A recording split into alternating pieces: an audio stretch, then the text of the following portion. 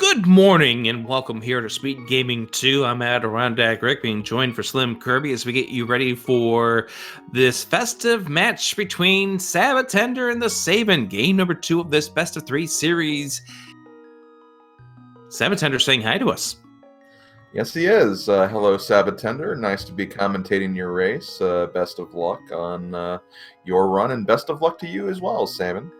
Should be a very fun, entertaining race. Sabin is shouting out Winky the Frog. Pretty underrated Donkey Kong Country animal buddy, so I can understand that. So, first of all, I like Sabin's festive timer. I do too.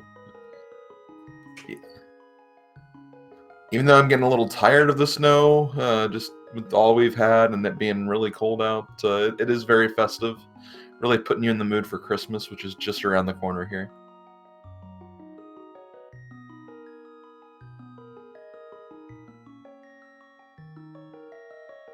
So let's talk about game number 1. sab0tender won that match.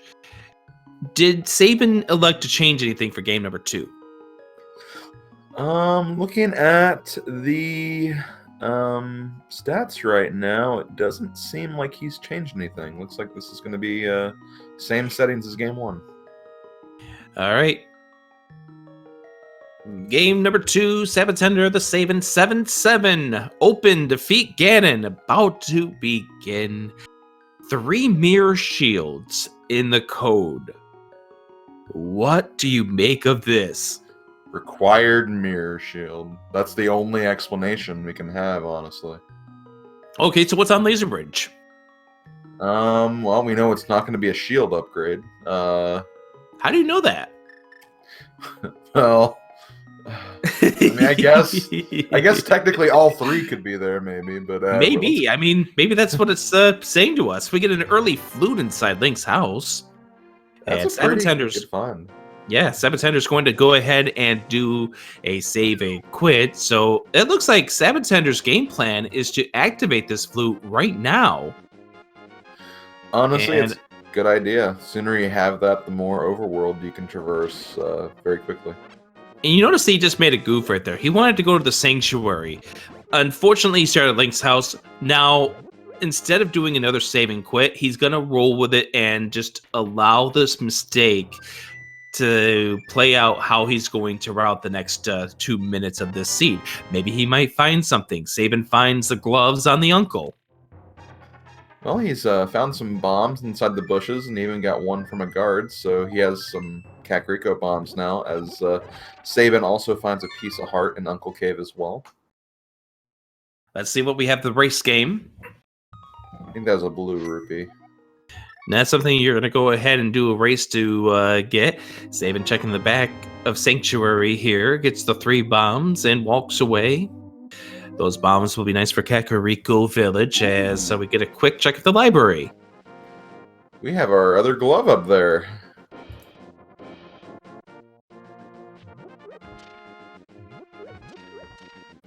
And Sabin's actually going to use that glove that he found immediately and check out the back of Escape. Makes a whole lot of sense right now. See what the progression is. Maybe we might find boots there. We found our first sword in the tavern. And we can dig something up if you're Sabin. That actually could be kind of convenient for him. It gives him 1 extra check when he's kind of going around Kakariko. Dig spot's not too far from Kakariko.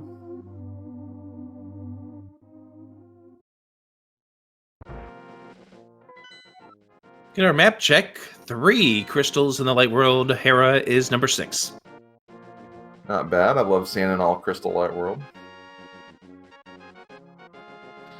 And we also got a bottle from the chicken hut, so gonna take that right over to Sick Kid. Just get a piece of heart, but still, we only have 3 hearts right now, so not too bad to get those early.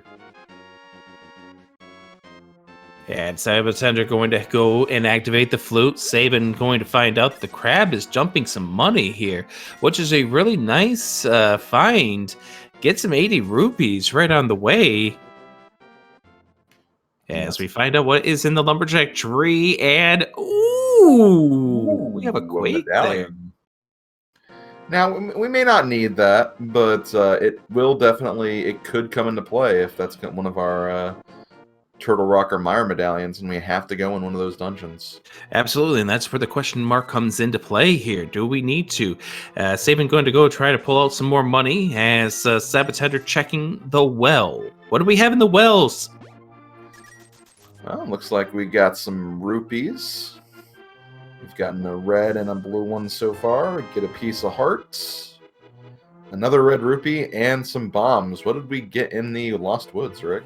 Well, right now, Sabin can reflect on this seed by way of finding the mirror, and is going to go ahead and get the flipper. So, Lost Woods coming out pretty nice here. Now, obviously, that's not going to be a big difference here. sab0tender is going to do this after he's done checking this Kakariko village out.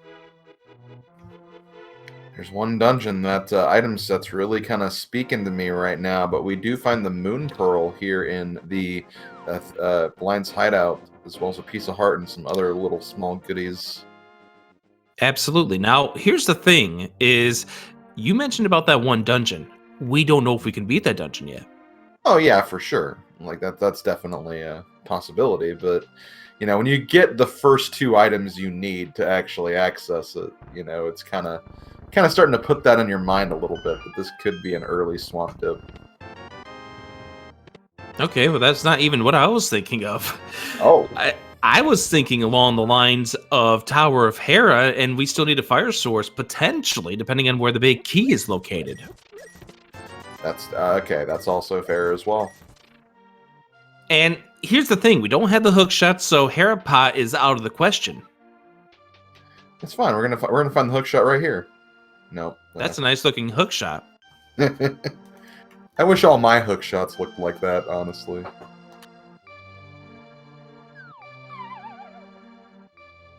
So sab0tender did not check the Lost Woods at this point, so he's missing out on those flippers. That could come into play here. It really could. Honestly, Sabin, just with the kind of checks he's made and the way he's kind of routed around this, he has some pretty nice items. He gets like a few extra checks here and there. I believe, did Sabo check the bottle vendor? That is a very good question. I don't think so. He's been kind of short on rupees for a long time, and of course he hasn't because he doesn't have the bloomerang. Okay, that's what I thought, because I know he had like 0 rupees when he was kind of going up through Kakariko. But yeah, Sabin's honestly making some good work of all these checks. He's got the shovel, he has an extra check there. He's obviously went through the woods, got the mirror and the flippers. He has a pretty good early advantage right now, I'd say. And I'm going to go ahead and reflect a comment that somebody just made in chat in regarding to the fake flipper aspect that sab0tender does have. We find the boots. So there's the access to that glove. So that's going to help get sab0tender back to the village. And that's obviously going to make him move around a whole lot better here. So that's going to help a pretty decent amount. The comment I was going to reflect on here is about the Moon Pearl allowing sab0tender to fake flipper. The only caveat is there's something on the Zora ledge, then that's going to be backtrack time that sab0tender is going to have to yield a little bit later on. Mm-hmm. Yeah, definitely. By the way, that's our Dark World access right there, because that gets us our second glove. That's right. We have that information, obviously. Well, I guess sab0tender. Oh no, he needs the other glove, which is an Uncle Cave. So yep, we definitely know the Dark World access. They don't, but Sabin will know that pretty soon. Now, one bad situation that could be shaping up for sab0tender is if we got ourselves the water dash coming up here. He set it up inside of the ice rod cave. I didn't even notice that he did that, but here he goes. And we see ourselves a heart container right there. He's going to continue with the dash, walk into the portal. Again, this only doesn't work out for sab0tender if there's something on the Zora ledge. Obviously, he may check that right away.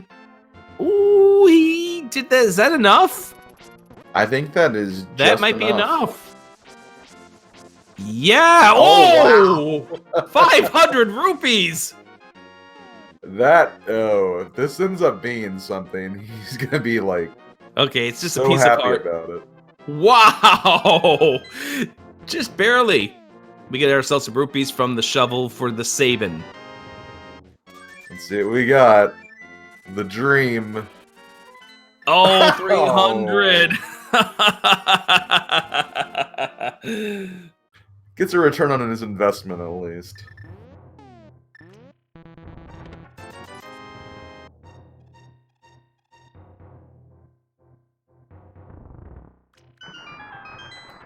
Okay, so with that, Sabo's going to be starting at the Sanctuary. He will be able to check the Bonk Rock location, so that'll have something to look at for him. He might also see what's on the Lumberjack Ledge now that he has the boots to kind of make that trek up there. Yeah.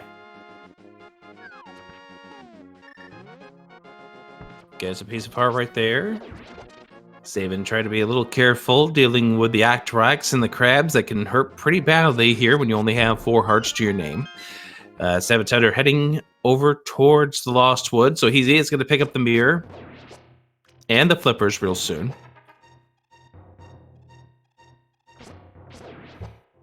And Sabin's about to get the boots in just a moment. And again, for Sabin, that is Dark World access. Now, the one thing I do want to point out here about sab0tender, and I kept trying to point this out but got sidetracked, is a bad potential scenario is shaping up for sab0tender if he finds the hammer.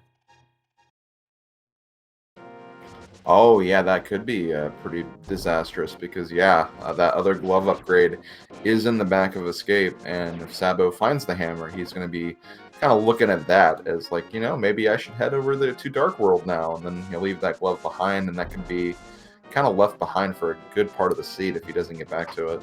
Yeah, now thankfully, it's a situation where the mitts do a lot in this game. So at some point, he's going to have to come back to get that. It's just more of a case of it could take him away from getting to the uncle a little bit. And, you know, what if left side of the Dark World, the Smith chain or hammer pegs, what if that leads to the something that's required?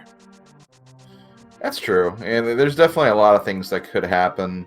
One good thing about this is because he has that glove, he might be tempted to check the back of Escape pretty soon, and then he can also, you know, potentially do King's Tomb right after that as well. But I guess he wouldn't know that. But either way, he is going to Escape right now, so it's kind of on his mind at the very least. Okay, so at least now he's going to get that. So there's going to be his Dark World access. He may have to go through more of the Escape at this point. So this is good here for sab0tender in those regards, because sometimes the seed can be a true right order seed. Anybody who's watching that SRL race early on knows exactly what we see, what I'm talking about. And it does turn out that our 2 medallion dungeons are pendant as well as Skull Woods. We may not see that fire rod for a while. That's true. And our other 5/6 crystal turns out to be Ice Palace.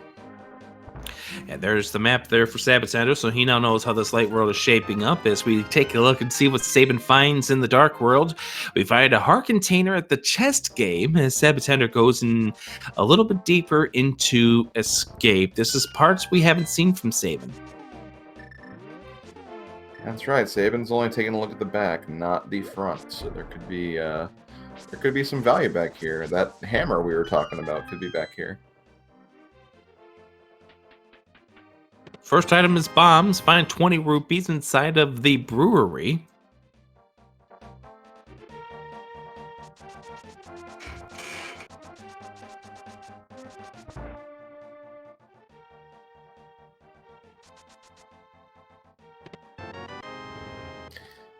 And just a bug catching net inside the C-shaped house. So for those that are just tuning into this race, we are a 7-7 open defeat Ganon. There were no changes for game 2 as we get our set into Thieves Town. And you do not want to see a dungeon item in the first 4 when you don't have the hammer. Yep, you do not want to see that. Now, of course, you're always going to get the big key in the first 4. But you don't ever want to see the compass. You don't ever want to see the map. You don't ever want to see the small key. You definitely don't want to see the small key. No. Yeah, that small key means, hey, you know that big chest that's locked behind the hammer? Well, that could have potentially something you might need. Uh-oh. And we do see frozen guard strats here. Uh-oh! That was a 0 front 4, wasn't it? I believe that is the case. That was a 0 front 4 compass, big key, map, small key. Ouch! Yeah, you do not want to see that. sab0tender going into the Dark World as well. And, you know, based on the early entry into the Dark World here by way of the mids, it's kind of expected that you're probably going to see both runners make this path into Thieves Town without this hammer. So this may be an even play here. Right.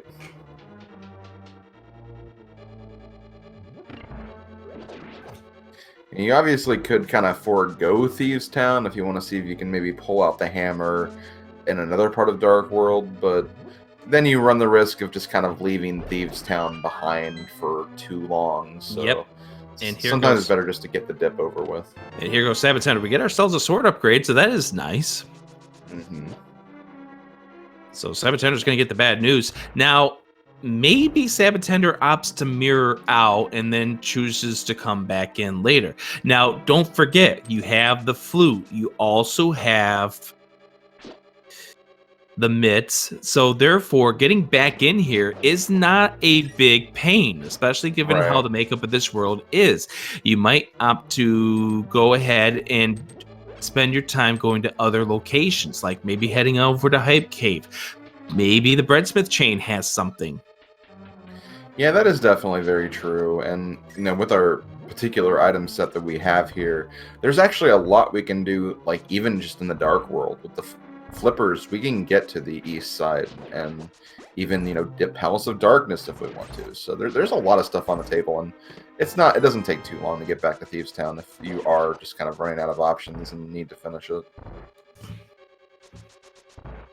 So Sabin's going to leave the item behind at this point, and it does look like sab0tender is going to continue on here in Thieves Town. So if there is something inside of that big chest, we are going to see it orphaned for both of these runners. Yep.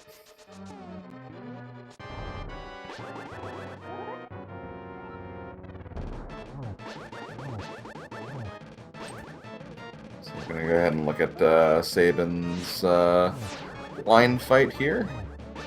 Pretty good so far. Trying to be patient. There's poke, and swing. Not bad. And dead for blind, and Sabin finishes off and gets a piece of heart. Nothing in the 3 items that we have seen. However, the big question was in that big chest. sab0tender dancing with a little bit of danger here with 1 heart remaining. Looks like he does make it through this room okay. Nice dash here for Sabin. Mm-hmm. Using the very few steps there at the exit of Thieves Town to get himself the spin speed. Overworld optimization is very important in these races. You don't know how close they're going to end up being, and little time saves like that could be a difference. Unfortunately, sab0tender does take a death in Thieves Town. Now he takes the death, and at least the death came after he opened up the wall. So all he's got to do is go back, trigger the switch, and then make his way over to blind. Yeah, Thieves Town honestly is not a very long dungeon. You kind of have these big monster rooms at the very beginning, but you know the rest of it kind of goes by pretty quickly. We get ourselves a key inside of the big chest, or the big key chest for the Sabin inside of Pendant Skull Woods. What if the hammer turns out to be here in Skull Woods? Well, I would feel good about it because I'm someone who usually checks Skullwoods before checking Thieves Town, even if I can't complete Skullwoods. So I would feel good about it. Obviously, just finishing Thieves Town, you probably wouldn't be too crazy about it. Yeah, these runners probably don't share the same thoughts that you would at this stage, just Oh, given no. how they've routed this seed. Small key right there. We're going to check this one that triggers the switch second. Key there. Where are our items? Probably both fire rod blocked. In previous versions, this chest always had a small key. Doesn't anymore, but it has a map, which is not what we're looking for. And final check here. Compass, they are both fire rod blocked. Ouch. And it may just be a case of a big key leading to the item too. But again, that big key will be fire rod blocked. Mm-hmm. So Sabin now is going to check out kind of the northern Dark World. First, going to see what's on top of Bumper Ledge. Just a vanilla piece of heart, so not going to care about that too much. sab0tender facing off against Blind right now, trying to take the same strategy. Has it pretty well set. Pretty decent fight for both of these runners. Does take a hit there, but still pretty much on script, and Blind didn't move to the bottom of the screen, so that's a pretty good fight in my books. It's pretty manageable. Mm-hmm. That's why that script is important. You learn that script, you can kind of stay on that, you kind of know what to expect from Blind in every single fight, so Yeah, it's a nice thing to learn. You don't get hit around by the fireballs. You won't get destroyed by the heads that are floating around there. And those heads do a lot of damage. 2 hearts when you only have 6 of them or 5 of them. Oh, the Bombos is in the Graveyard Ledge. And it looks like just based on how sab0tender's setting himself up, he's going to take a different path than we've seen from Sabin. Yeah, Sabo's going to be going kind of the southern Dark World route, so he's going to be kind of going around. We'll check the Dig Game, Stumpy, K45, and make his way to the very exciting Hype Cave location, which may or may not have progression. But first, it looks like he's going to do the digging game. I thought he was about ready to do the Brett Smith, but no. We get ourselves the red boomerang inside of King's Tomb, and so therefore, time to do the digging game 1 through 30. Could yield an item here. I'm guessing 86.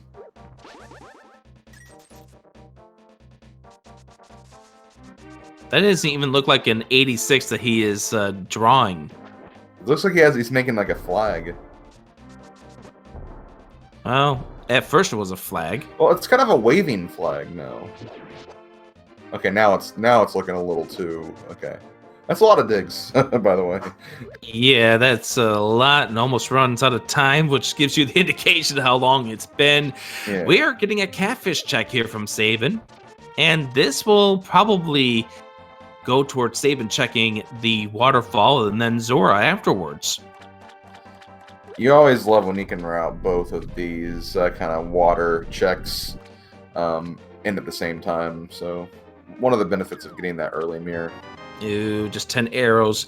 And that's probably good news for sab0tender, because he's now going to orphan off that catfish location based on how he is routed with already Zora checks in hand. Mm-hmm.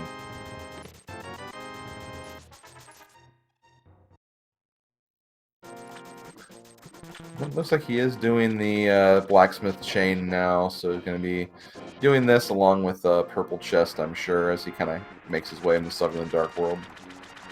Makes a whole lot of sense. This was like the conventional route for the longest time. Before some people realize that's like, okay, well, if I just put these checks off, I could save a lot of time, and then I win races as a result. Yeah, and, you know, that's the thing where you sometimes can get away with it, but sometimes if you're very unlucky, you get that scenario where, guess what? The game says, hey, do you like gambling? Well, screw you. Yeah, really. That's randomizer for you. Pretty much. And it doesn't have to just be this randomizer either. You can get very Yeah. unlucky in a lot of different randomizers. Mm-hmm. sab0tender getting very lucky that was not a mirror bonk.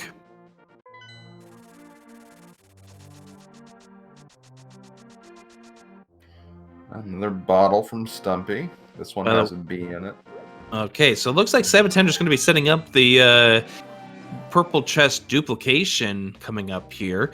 And so pretty much how this works is you see him leaving behind the chest. Now he's going to mirror himself in a particular way that allows him to talk or have himself right next to the locksmith here, and that'll allow him to get the fire rod. That could be huge. Remember, we have 3 items that are fire rod blocked in Skull Woods. The 2 items that are in the back, as well as the green pendant. That's true, and it's also our first like torch lighting item too. So, you know, obviously we can't really. Well, actually, we could finish Desert Palace now. Yeah, that's right. We do have a way inside too. Yep, we have that flute. We have those mitts. We can go through the mire area to get there. Ooh. But there we have the vanilla way to get through desert as well. We have the book. And we have the hammer. There's the hammer. So now the question is, what is in that big chest at Thieves Town? Because now we have the way to actually go ahead and do it. So if you were the person that put that off until later on, after you went to Hive Cave, maybe you would have had the advantage. And here's the thing about these kind of races. You don't know what your opponent is up to. Yeah, you really don't. I mean, your opponent, in this case, Sabin did kind of make the same play Sabo did, just kind of went for some different Dark World routing after Thieves Town. So Sabo's not really losing time, but he does not know that. If Sabin decided to go check Dark World before. This is an Agaseed! Wait. Yeah. If there's a required item inside of Isrimire. Yes, there you go. Because it's a pendant. That's right. Well, they had the novelty of getting both medallion dungeons to be pendants, but you know, if there's something inside those pendant dungeons, that could be problematic. Yeah, we'll see how that turns out. As sab0tender says no to the piece of heart that is waiting outside. Just a note to our tracker that is working behind the scenes, sab0tender does have the sword upgrade, so he does have the Master Sword. As Sabin is going to be checking around here with the purple chest in hand. May try to set up the same dupe move that sab0tender did. So he will have the fire rod real soon. The only problem is that Sabin has already checked, but also then again, Sabin does know that all 3 items in Skull Woods is behind the fire rod. Yep, that is true.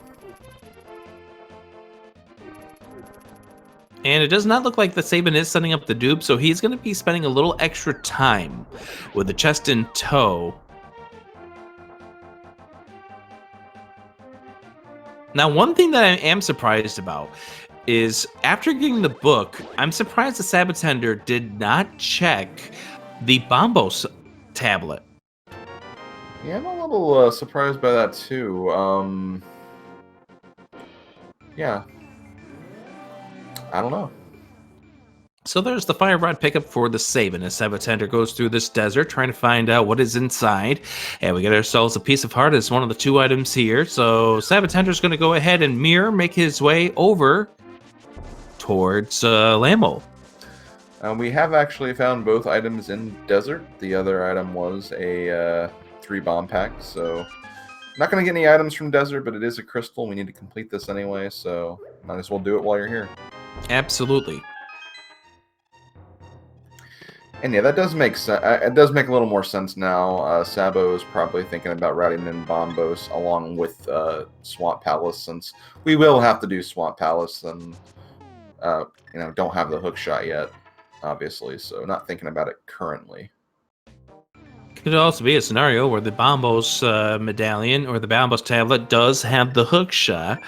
But who knows? These seeds like to do some rude things to our runners as we get Sabin checking the same thing that sab0tender is now, the desert mire region. And I do also want to point this out, Slim. sab0tender has no idea about the Quake being at Lumberjack. That is true. He has no clue about that. He had a chance to check it when he checked Bonk Rocks, but decided not to. That could come into play. We'll see. Nice setup there for sab0tender. Beautiful Lambo kill. Did it with just enough magic as well. So grabbing that second crystal.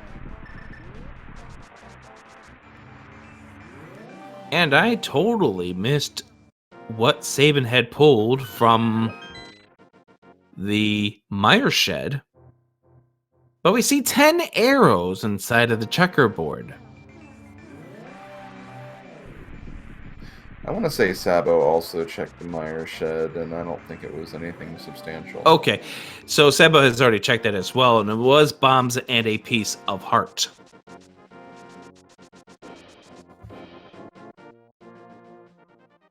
So as we get ourselves near the half-hour mark of this run, just a reminder for those who are just tuning in midway through this race, there were no changes elected to this match by the Sabin, who is down 1-0 in this best-of-3 series.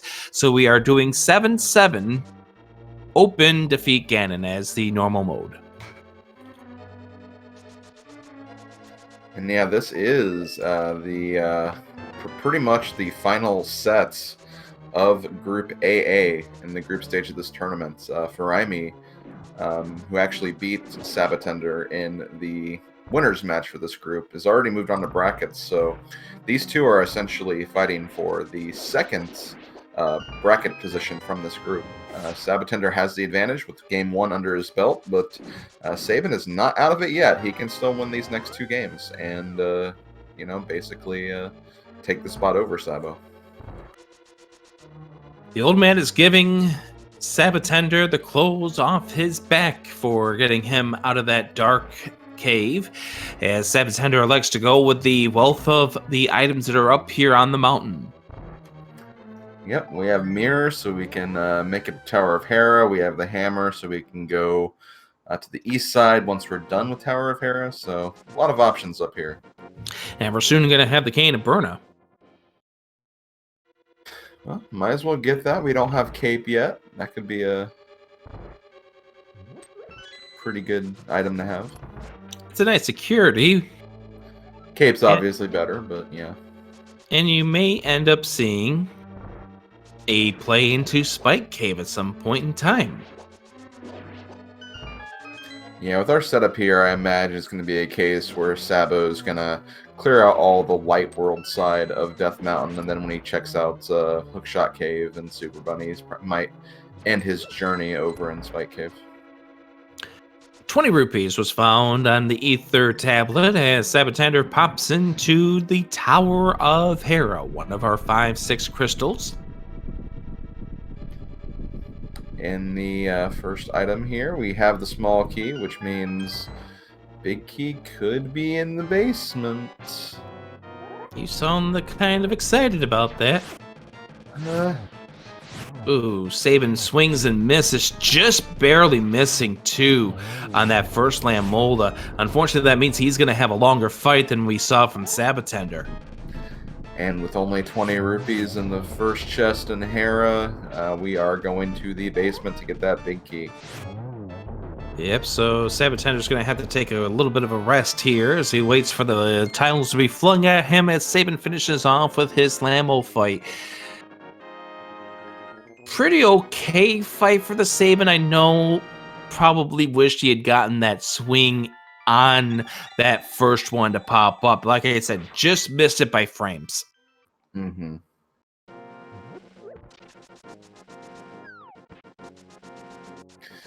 Not a perfect fight, but sometimes, things happen. Just gotta brush yourself off and get it done.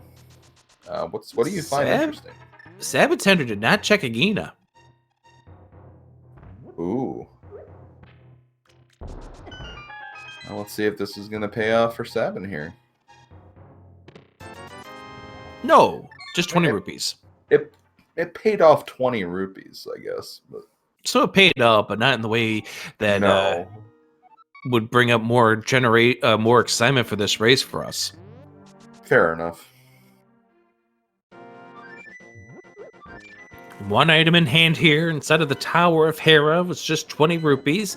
Sabin following sab0tender. So a lot of following at this point after the two paths diverged.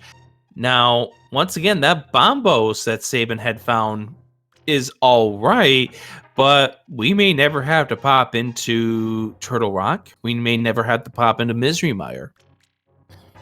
That is very true. On the same token, though, having that Bombos medallion, could opt for him to change his route a little bit. Maybe jump into a dungeon that has that required if need be. And not only that, he also has the knowledge of where that Quake medallion is, too, which Sabo does not. So even if he is kind of trailing behind here, he has some information that Sabo doesn't have yet. He definitely does, and also he does have the information that both items inside of Skull Woods are going to be behind the Fire Rod. As sab0tender gets ready to face off against Moldorm, Moldorm will have the second and final item of the Tower of Hera. Swing number 1 gets knocked off. So Moldorm 1, sab0tender 0.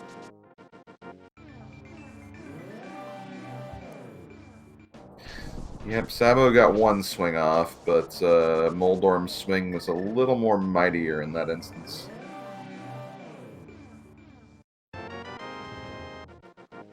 This looks alright, though. Ooh, oh no, it's a poke. Okay, he got it, though.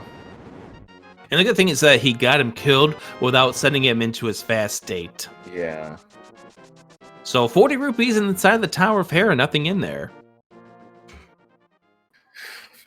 Wow, dungeons aren't really paying off today. We did get a sword upgrade in Thieves Town, but that's really all we've found as far as dungeon value. It seems like a lot of the stuff is in the overworld today. Yeah, and that's kind of weird.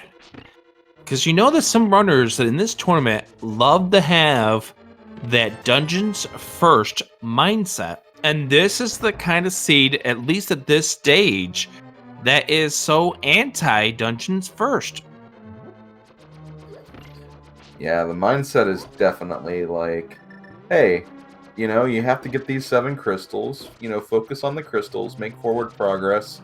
Maybe you'll get items along the way. Dungeons are pretty substantial with item numbers, right? Yeah, not so much in this seed.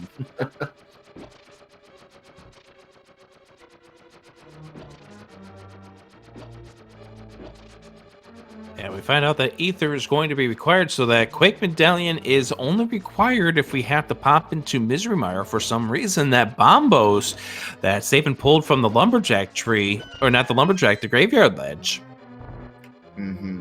is nice to have, but not required.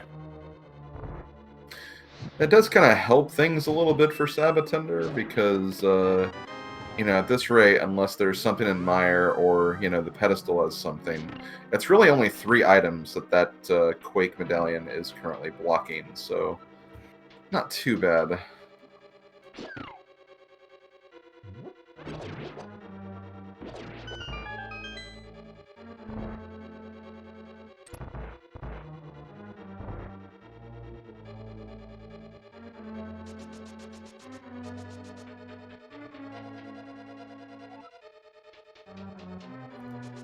Okay, so now we're going to be checking out Paradox Cave here on Sabo's side. Yep, 7 quick items inside of here. Let's see what we have. We have a piece of heart. We have 100 rupees. As Sabin will do the bomb jump. Perfectly done. And yeah, I noticed that Sabo did not check Hookshot Cave, but, he doesn't have that Hookshot. He can only check 1 item in there right now. So, kind of waiting to see if maybe he pulls out the Hookshot here before he goes in there. And there's that lamp. And there's that bow.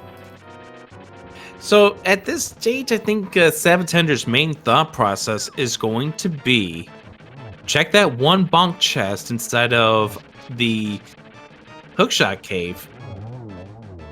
Check Spiral Cave if he hasn't already, because I don't think he has yet. I don't think he has either. I think he went straight to the Dark World. And then head for the Eastern Palace of Darkness combo.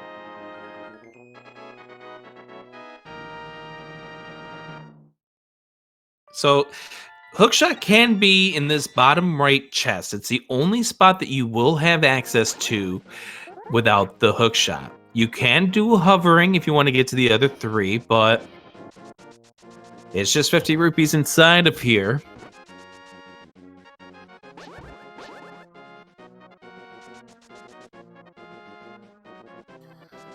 So at this point, I bet, looking at what we just got from Paradox Cave, I think a good potential move would be going to the Eastern and Pod area. That's 2 dungeons you can complete, fully complete now, and they're both crystals. Yep. Because let's talk real here. We're a hookshot from being potentially in go mode if the big key in Ganon's tower is not on the right-hand side. That's right. Samaria could still come into play, even though those 2 dungeons that need its Hey, we have a hover. pendants. Whoa. We have a heart container. We have a rupee. Red rupee. We have sab0tender heading on over towards the eastern area.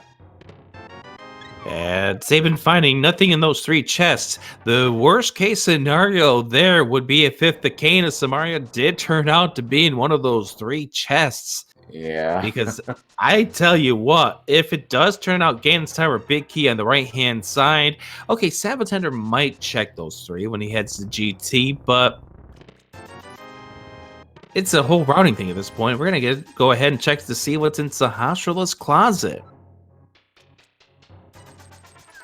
I gotta say, like, when it comes to Sabin, like, he's known for suplexing trains. I didn't know he could actually hover over pits, too.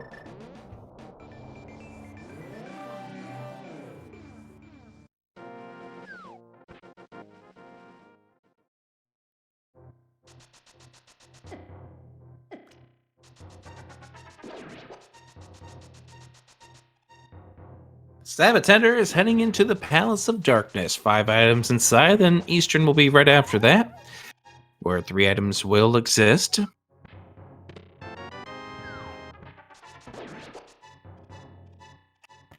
So yeah, we got about 8 items on the table across these 2 dungeons. Gotta expect we'll get something from them, right? This could be that weird seed that no pendant dungeon is going to be required. Why don't I get those? Those sound nice.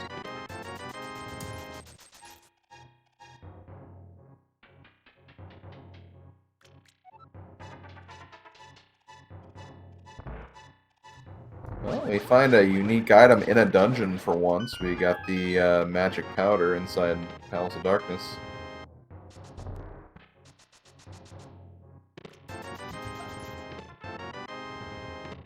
TheSabin picking up his lamp out of the Paradox Cave as sab0tender makes his way towards the mimics here in the Palace of Darkness, and then TheSabin will go ahead and hover over the gap because bombs are a finite resource.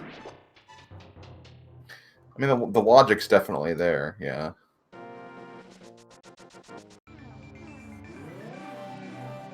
By the way, I do want to point this out. Point it out, Rick. TheSabin is making his way towards a cave that sab0tender had access to, and that item is another way of potentially having access to it. That's right.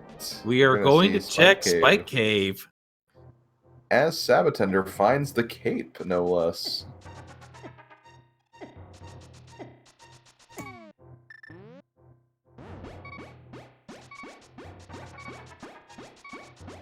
Okay, what do we have inside of the Spike Cave?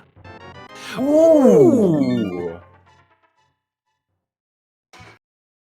That could be a very, very, very significant thing for Sabin there. That is huge. Mm-hmm. If sab0tender does not find Tempered Sword. Remember, if sab0tender finds Tempered Sword, that's the difference between butter and tempered is not that huge. Definitely not. But the difference between tempered and mastered, though... It is a world of a difference. As sab0tender is going to be going downstairs and collecting some rupees. And there is the ether to get into Turtle Rock if we find the Cane of Samaria. Yeah, that's the interesting thing with Turtle Rock. You do need a medallion to get in, but unless you have that cane, you're not going to be going very far in Turtle Rock. So if we find Cane of Samaria somewhere, that could make things a little interesting for this seed. Mm-hmm.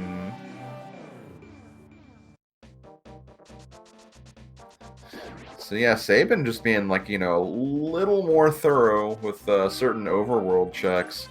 Not only does he have some, you know, extra intel on the seed, but, you know, has the sword advantage now. Not only does that make a difference in Ganon, but just kind of throughout, like, the rest of the seed can definitely make some bosses go a bit quicker. So sab0tender here making his way over to the front of the dungeon because he has the mirror as his Y button instead of the arrow that he probably wanted to have. Whoops. That happens sometimes. Yes, just ask Willer J. Bradley about that mirror as the Y button.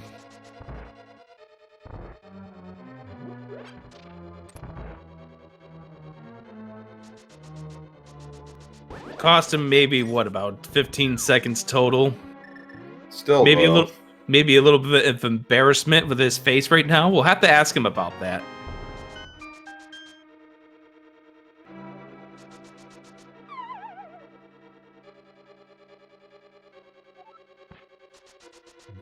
Sabo is making his way to the back of Thieves Town, though.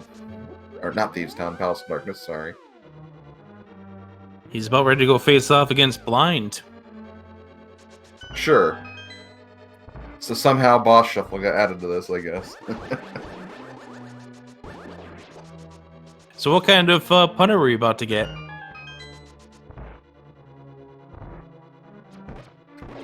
not sure. Something about probably Palace of Darkness or Dark and Light or something. You're gonna have a dark future? Sure, see, yeah, I guess so.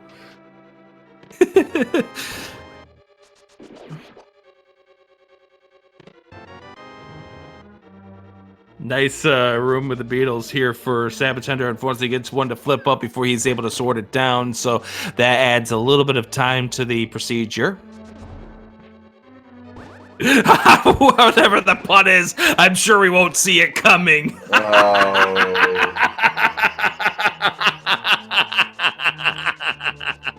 Great! Kudos for that. My blind, how you've gotten different these days. Here we are, Habasar King for sab0tender, 17 to get rid of the mask.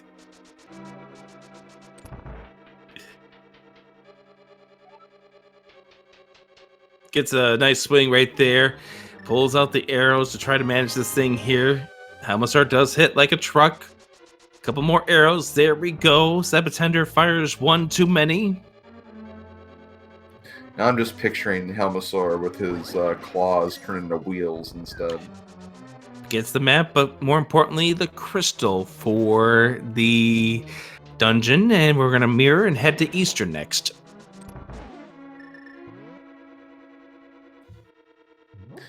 That's the thing about Eastern. Eastern is one of those Sphere 1 locations. It's one of those places you can access from the very beginning of the seeds. So if there is something here, they could have had this a lot earlier on.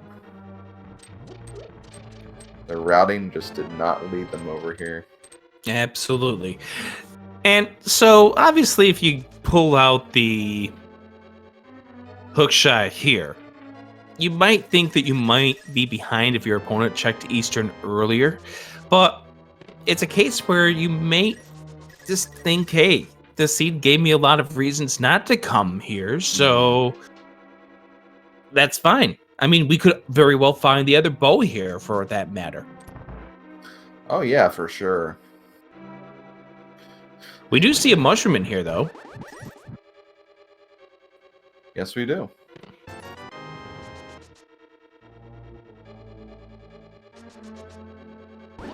Get ourselves the big key instead of Eastern as Sabin gets ready to finish off this Palace of Darkness. And it's just the overworld checks right now that has Sabin behind sab0tender, plus the fact that Sabin has already checked the first section of Skull Woods to find out that both items were fire rod blocked. Outside of that, it's been kind of even as far as the seed has been concerned, because the Sabin's been pretty much mirroring what sab0tender has done throughout. sab0tender's one thing that he's missing out on right now that Sabin has is that sword upgrade that was in Spike Cave. Yeah, there's that. You know, there's also the kind of the medallion intel a little bit. Having the knowledge of where that Quake medallion is could also be pretty significant if the Hookshot's in Mire, which it could at this point, because we have the boots. We can get through a bit of Mire with the boots. And of course, that's intel that Sabin has right now that sab0tender does not, is the fact that the Quake is at the Lumberjack tree. It may take sab0tender a while before he may decide to check that Lumberjack tree to see what's up. An interesting decision for sab0tender not checking the big chest on his way here to the big key chest. But he probably will pick that up right now. You have to make this little loop around regardless. So, yeah. And just a red rupee. And an interesting tidbit that was passed around in chat that I had forgotten about.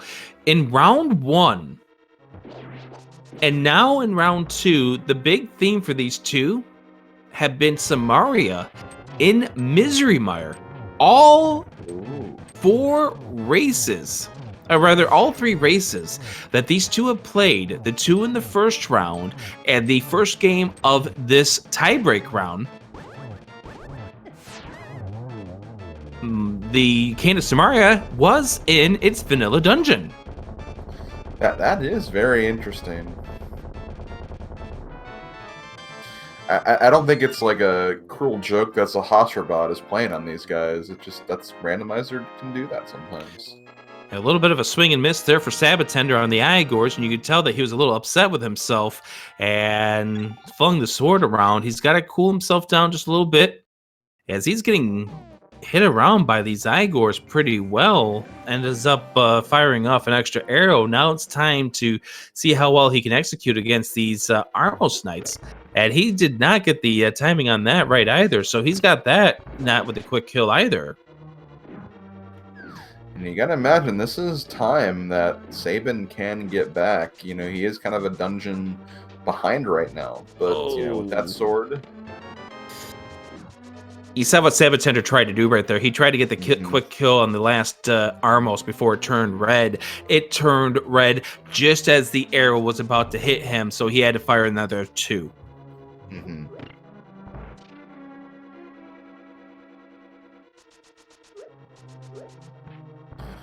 Good effort on trying to improvise, though, and, you know, still trying to get the quick kill, even if the setup kind of got away from you. All right, it's Palace time. It makes sense. It's another crystal we can clear, and using some very well-crafted bomb jumps, we can kind of get around if the logic wants us to have the Hookshot or Cane beforehand.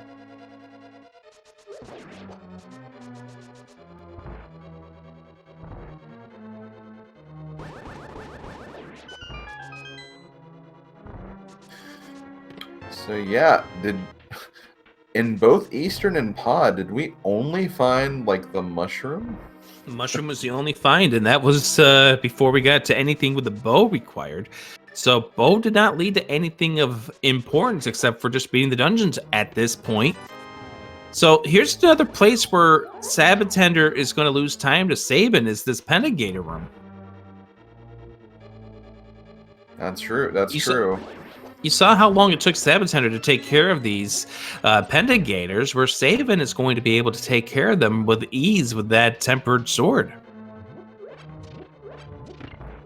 Okay, we did find a powder and ether as well. So, you know, another fetch quest item. We do have Turtle Rock access as well. Of course, without Samaria, Turtle Rock access is not super important right now, but there were some things in those 2 dungeons, just not what we're looking for. Sabin getting ready to take on with the Igors right now. 1, 2, 3, and 4, much better. And time to see how he shapes up with these Armos Knights. sab0tender having a rough go with it here with the skulls. And Sabin does pull off the quick kill. Fires 1 extra arrow, but that's a great job there for Sabin. And see, with that, now he's only like, you know, probably about half of Easter Palace behind now. Yeah. He really did make up some time there. Yeah, sab0tender's going to have to calm himself down right now. And this is a case where your mood can really dictate how the seed goes for you. Because if you have what is a rough patch here, you could have it spiral out of control really, really fast.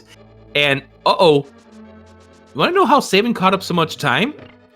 Yeah, I just now realized that he must have skipped the big key chest in here. Yeah, big key chest. Yes, he did the same gamble that we saw from Lag Attack in his match against Ak, and it did not pay off.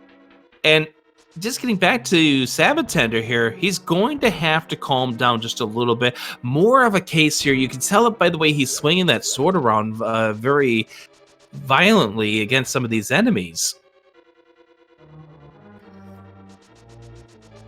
Key setup is giving us a potential of the Hookshot being here in Ice Palace.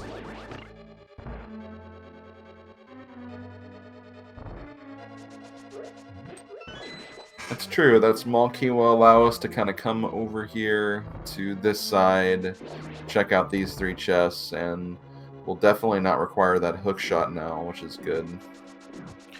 So that combative advantage that Sabin pulled out in that Eastern compared to what sab0tender did, it was all for naught, as he lost a little bit more than that time by gambling on that placement of the 3rd item, as we see a bottle as the first item in this.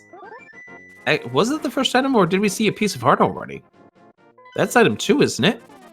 I think that is actually, yeah. Sabin is checking in the mushroom, being thorough. As you mentioned before, Sabin is definitely a lot more thorough than we've seen from sab0tender. Well, if this gives him the Hookshot, that's going to be pretty big. But it's just 10 arrows. Yeah, you can tape together a Hookshot with that. Do they have glue in the Hyrulean days? I don't know. I never lived there.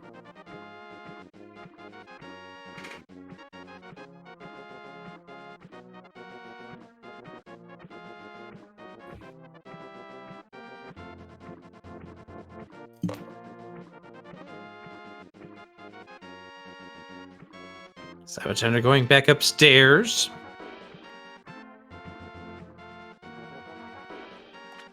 As Sabin's going to check the hobo. sab0tender's not checked the hobo, has he? Nope. What does the hobo have? Or 10 arrows.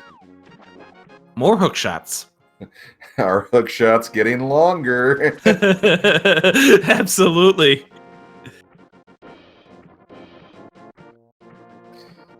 So another kind of, like you already talked about, just kind of the ping gator room. That's going to be kind of a big difference with the upgraded sword.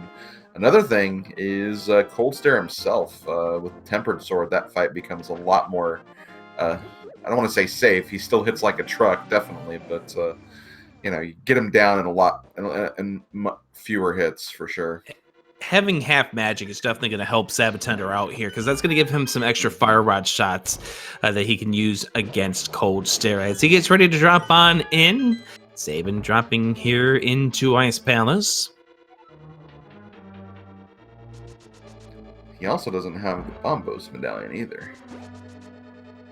Yeah, I don't think really the Bombos is going to make much of a difference here for Sabin. Although sab0tender's going to have to be careful. Taking a death here would not be a good idea. It does swing or sip down that blue goo. And Cold Stare is down. Pretty quick and fight. 10 bomb. Gosh. The reward. But more importantly, though, Slim, that opens something else up. That's right. We have the Pyramid Fairy available to us right now, and I don't think we've even seen what's on the pyramid yet. We have not, because when Sabin checked Catfish, he checked it by way of the north route. What is sab0tender going to do? He's going to jump into the water. He's going to check Hobo. He's going to get his 10 hook shots.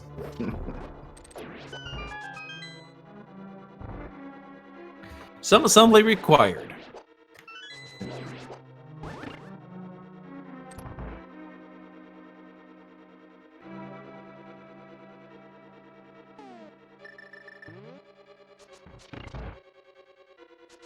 So yeah, Pyramid's probably on Sabo's mind right now.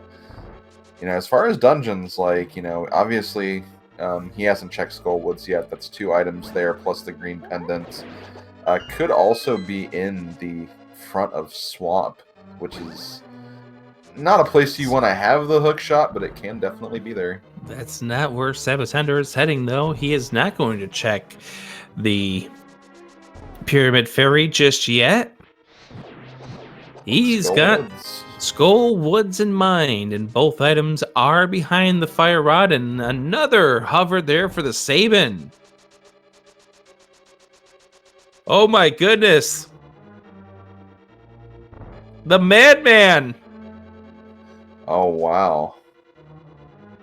Let's give it up for Sabin. That is beautiful. Yeah, what's honestly impressive about that is just with how, like, seamless he made it look. Like, you know, sometimes you see, like, some runners who hover kind of set it up a little bit by kind of standing in place. He just, like, went right for it and succeeded. That shows he has a lot of skill with it, for sure. Yeah, it's the diagonal hovers.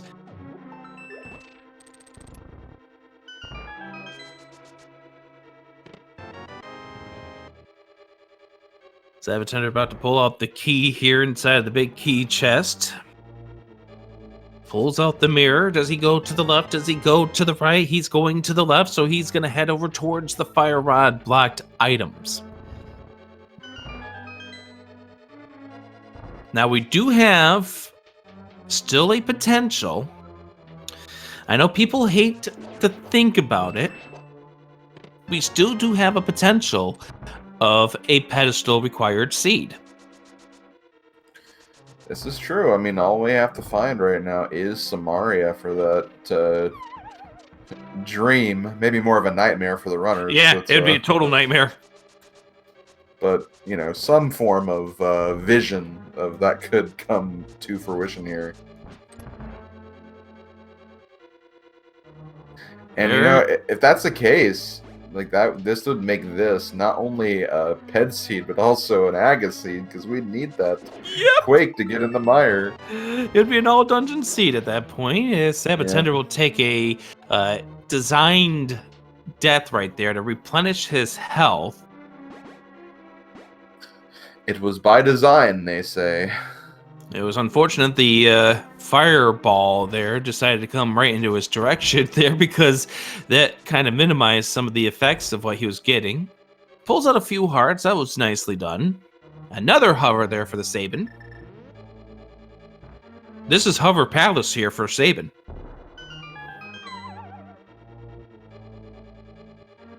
All right, we're either getting the big key or the second item on Mothula.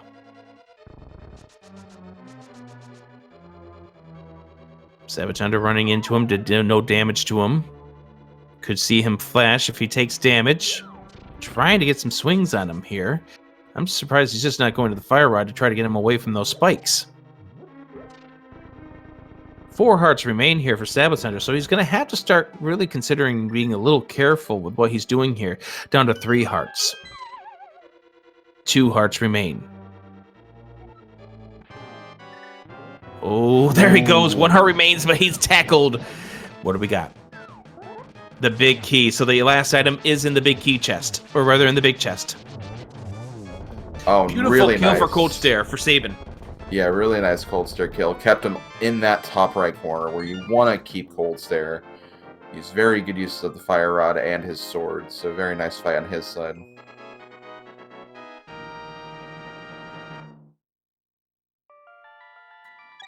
And you know, one thing... Ooh, sab0tender is not checking the pedestal. He ain't got time for that. You say that, but there could be there are times in these randomizers where sometimes you wish you would have had some intel a bit earlier. Exactly. Exactly. It definitely would save him a little bit of time here to get that information. Sabin's going to be checking Pyramid Fairy.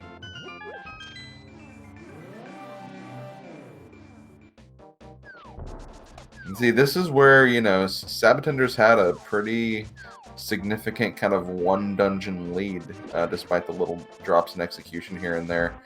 This could change it right here. Just having a divergence now, like wherever that hookshot could be, could change the whole dynamic of this race.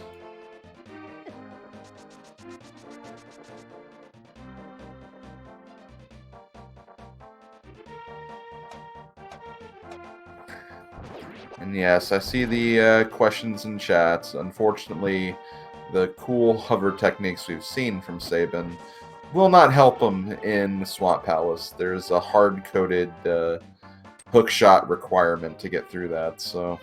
Yeah, can't Swamp hover Palace kind of forces your hand as sab0tender's about to get the news about the Quake Medallion. Probably not happy about it, but he's going to have to press on as Sabin checks the Pyramid Fairy, and there's a red rupee. There's 10 arrows. 10 more hookshots. And now he's going to check the Pyramid Ledge, and there's 300 rupees for Sabin, and Sabin's next destination is going to be Hyrule Castle. Yep. Or not. Oh, no, it's Duck Rule Castle. Sabin trying to figure out where to go at this point. I mean, I don't blame him. Like, there's kind of a bunch of different checks he can make right now.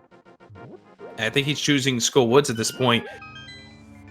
So, as these items start to deplete, at what point do you start getting nervous? Oh, Sabin is not checking that. I was about to say, as the items start to deplete, at what point do you start to worry about the 4th item in Thieves Town? Oh man, I don't know. That is definitely something that could come back.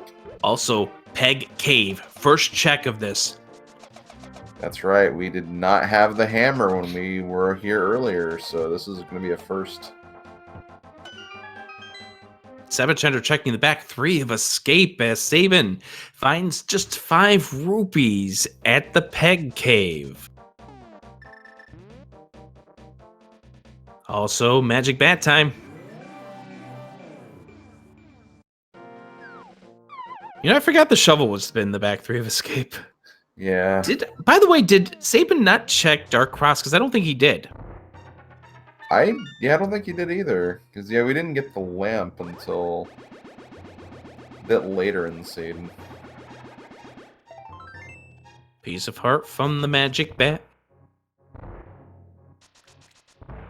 Pedestal was not checked. Trying to see what's inside of Dark Cross. And it is just a piece of heart. Yep, not the hook shot. Just a heart shot. Now SabIn is going to go ahead and check Hyrule Castle. Sab0tender's probably going to check the Pyramid Ferry, make his way over to Catfish afterwards, or not, he's going to check the shovel first. If you have it on your bingo cards, the square runner does the total opposite of what the commentator says. Mark that off on your bingo cards. We'll check your cards later to see if anyone has the bingo. And no lying about having the bingo. We take that very seriously.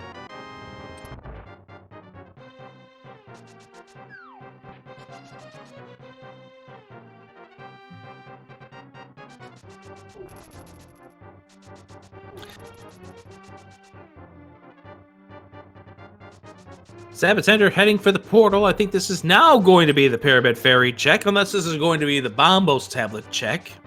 For all we know, it could be the first section of Swamp Palace.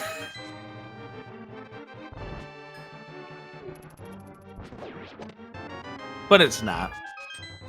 We got Pyramid Ferry check here for Sab0tender. Oh, goodness. We had to get one right at some point, Rick. It's fine. Everybody gets one. Yeah, and it's usually the last, like when there's only one item remaining. That's the one the commentators get right. You know, I'm the kind of person who could probably have a 50-50 and get it the wrong side of the 50-50.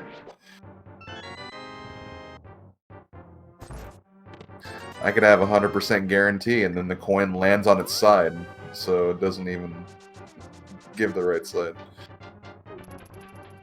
So you'd soft lock. Yeah. I'd soft lock a coin flip. Dark Cross coming up here for SabIn, as Pyramid Ferry coming up here for Sab0tender. We know this isn't going to be anything that either of these runners need for the for go mode.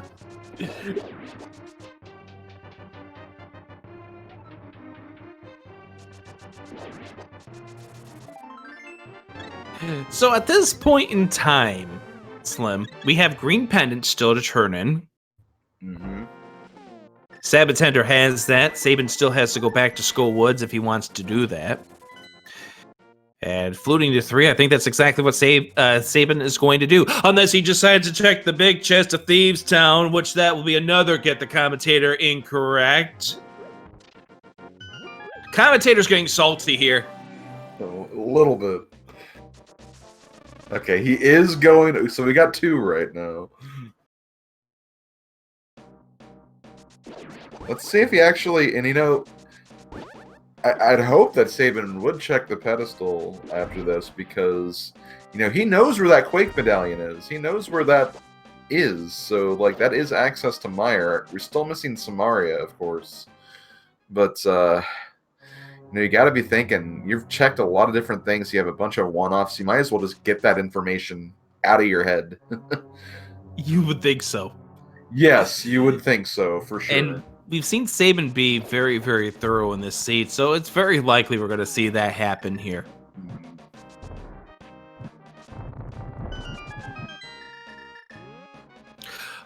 Hold up the mirror. SabIn actually had that unfortunate incident where he missed the skull, so he bunked right into it as opposed to being or pulling off what he was hoping to do, which is dashing into it after the cutscene animation was done and over with.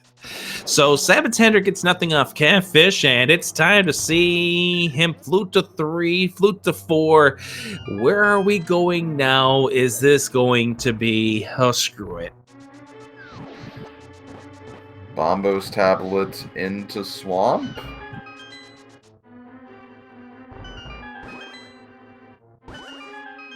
I'll let you know after he does it. Right. Or are we gonna have... Okay, he is going to go... Yeah, this looks to be that is the thing. You know, for a second there, I thought he was going to cut to the right. It's like, you know what? I think Slim's commentating right now. Let me just... Pablo's tablet check here for Sab0tender. Sabin finishes off against the Mothula fight. We get ourselves 20 rupees falling from the sky at the Pombo's tablet.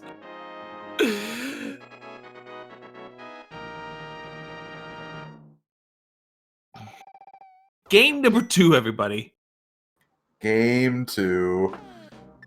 And okay, we're getting the pedestal check.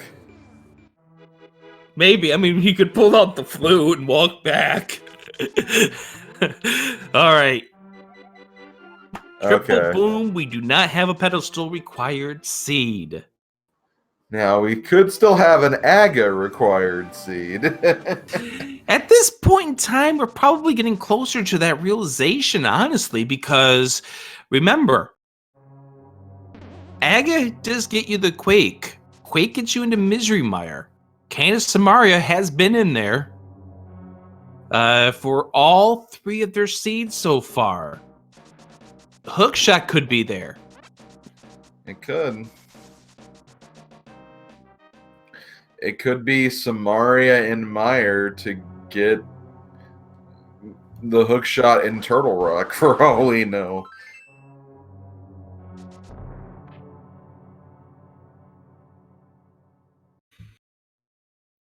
Red mail in the first chest of Swamp Palace.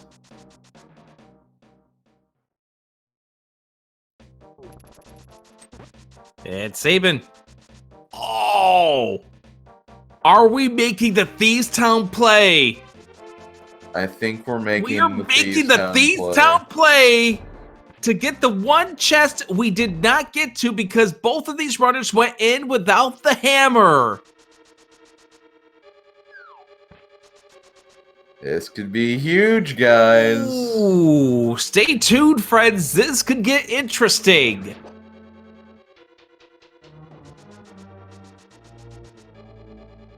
Honestly, it is a case where at this point, like, first person who finds the hookshot's gonna have a pretty significant advantage. All you have to do is get to the end of Swamp and then go to Ganon's Tower.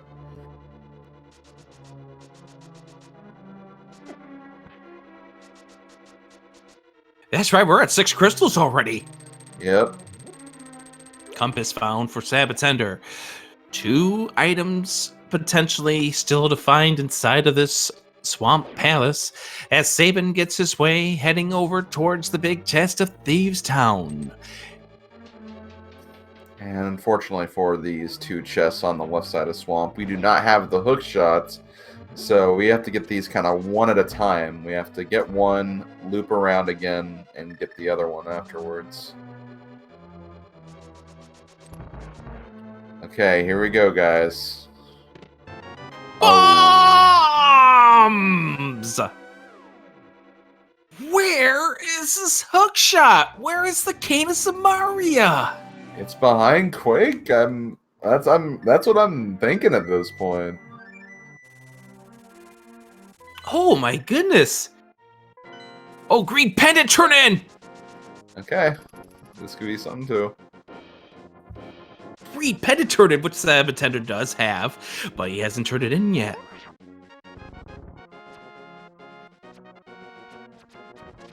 And survey says, Slim, what does he have?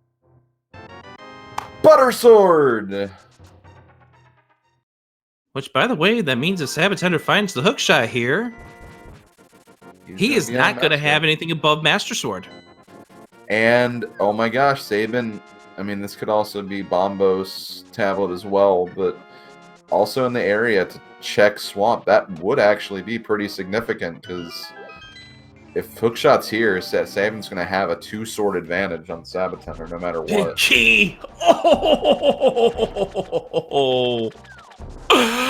Prolonging the suspense!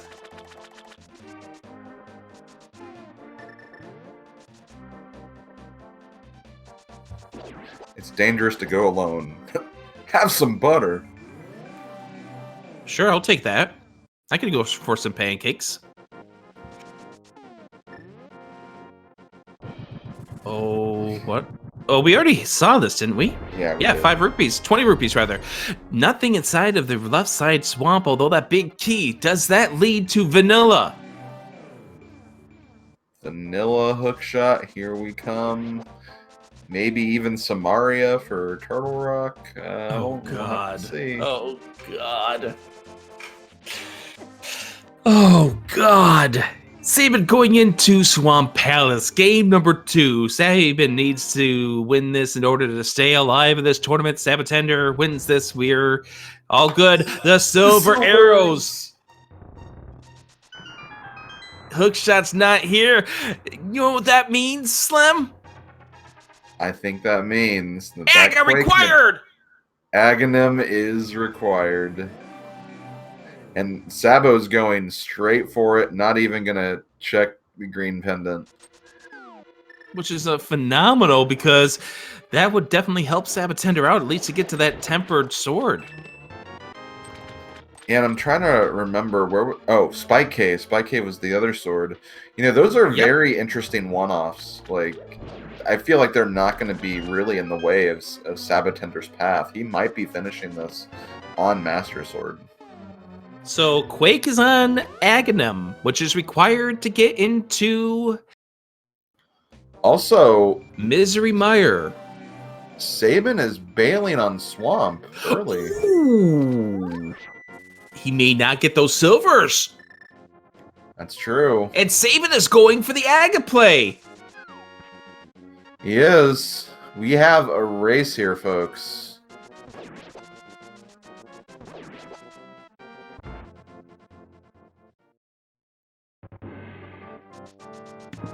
What a fun race this is on this Saturday afternoon in the holiday season between sab0tender and TheSabin. An hour and 19 minutes in. Game 1 won by sab0tender. TheSabin hoping to stay alive and inside of this tournament. Winner of this will represent the second of their group to make it into brackets. That was Farami, who is the first representation, or the first representative in that group.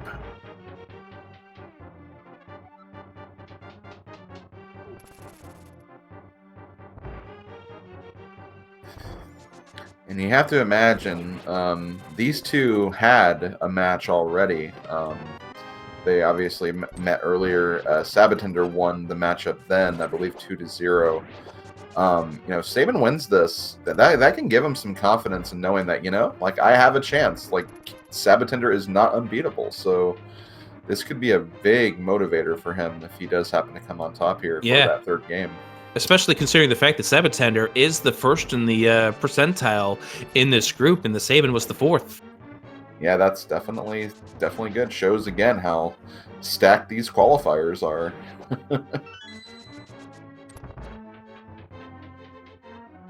So an hour, 20 minutes, we are heading up to Agahnim. He's going to throw some blue balls, and it's not going to be fun for either of these runners, but how many blue balls are we going to get? I'm going to go with my earlier guess of 86. At this point in time, if these runners get 86, they're just going to turn off the console, forget this race ever happened, and we're just going to go ahead and say screw it. Fair. That would be a very long fight.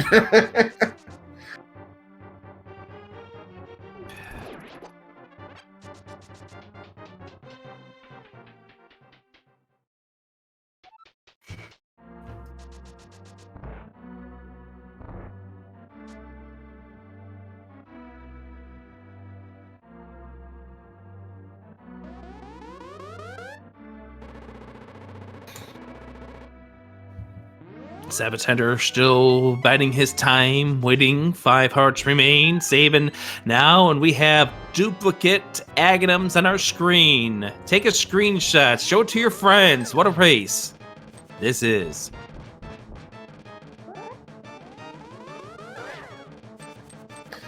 Yeah, just a reminder where those sword upgrades are. The two that Sabin has, the Sabo doesn't. There's one in Spike Cave. There's one on the green pendant turn-in.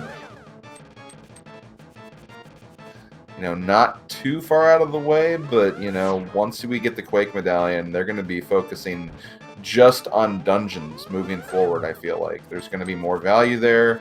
That's going to be their play. And, you know, we're going to have to find Hookshot in one of those two locations at this point. sab0tender is done. with the Aga fight. Pulls out the mirror. Pulls out the mirror.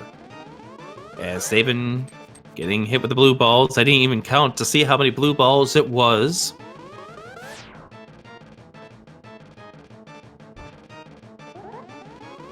And sab0tender getting ready to go pick up the Quake Medallion that will get him into Misery Mire. And we know we're going to find the Cane of Samaria there. It's just been the way this series has been between these two throughout this entire group stage.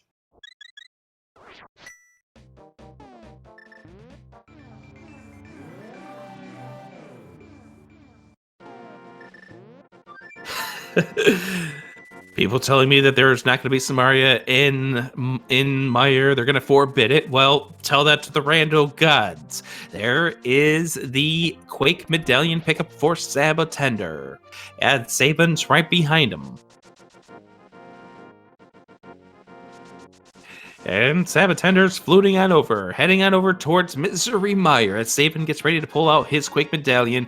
And we are going to have these two mirror each other's movements pretty much from here on out.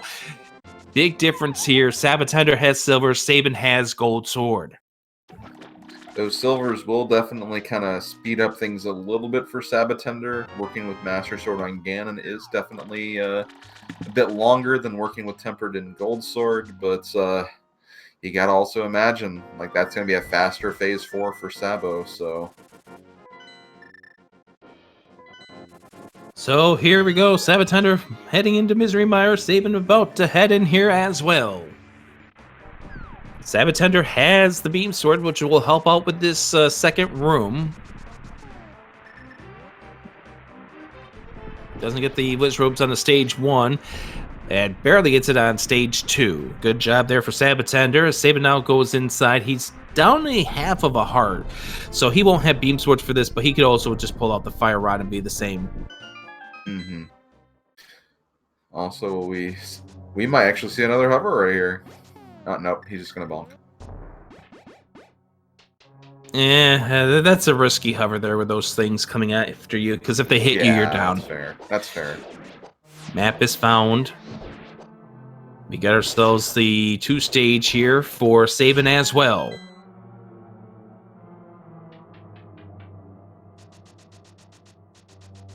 Map was in that first chest. What do we have inside this second chest? sab0tender finds a key, which gets us over towards the left side, as SabIn gets ready to yield his map as well. Had a kind of a bit of a distanced high five right there, as both runners were in the same exact room at the same exact time.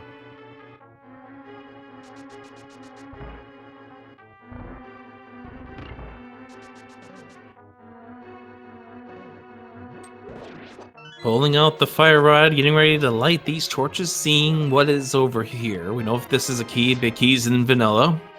But that is a piece of heart. Oh that my is item number 1. Literally, the next item is going to be either Hookshot or Samaria.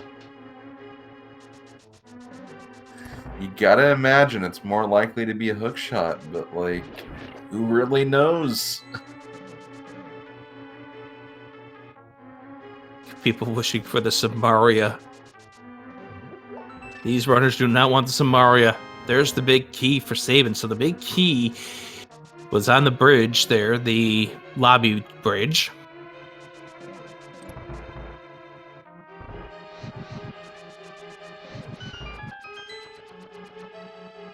sab0tender about to drop down. As SabIn gets the piece of heart. Let's see what we have. It's Compass. the compass. It's gotta be in the last 2 checks here. Somebody is about to find the next stage of progression. sab0tender wants to make sure that he stays alive for it, so he's going to powder the anti-fairy. He's probably under the belief that he's going to find the Cane of Samaria here. I wouldn't be surprised. But at least if you do find Kane... Oh my gosh. If you find Kane, you know that it's not going to be in Mire, so... Yeah, but it could be a Turtle Rock. It could be... Yuck. Well, it's got to be a Turtle Rock at that point. Yep, that's the only option.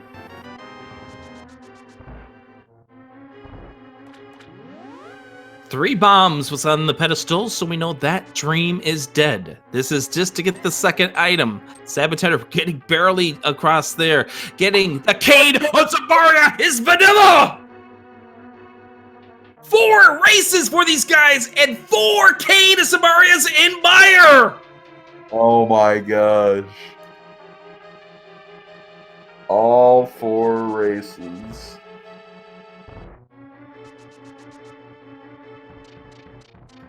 And Sabin is not far behind either. And I don't know why he's going to grab this key either, because this is the same thing that Sab0tender did. We know the pedestal dream is dead, and Sabin is continuing on. He is... Forgot, did he pull the second item? Yes, he did. And he's going to Vitreous. He had checked the pedestal too, so he knows that dream is dead. Sab0tender goes to the bridge to remember he doesn't have the hook shot. Oh, what a race! Oh, no. And finally, Sabin mirrors. Okay, he mirrored, he remembered. These runners have lost their minds, and so have we. Yep. So how far is this hookshot gonna be, Rick? Is it gonna be all the way on Trinex? Will it be No, first? it's gonna be in Mimic Cave. Oh, of course, yeah. Why didn't I? Silly me. Silly rabbit. I thought you're the rabbit. Good point. Oh my goodness, remember the 3 mirrors we had in the hash code? Oh my god, it's on. It's gonna be on Laser Bridge. It is! Sab0tender getting locked up on the bridge here. That's allowing Sabin to cover a little more ground. And remember, we got ourselves a sword difference between these two. Or 2 sword upgrades here between these 2. Oh, wow.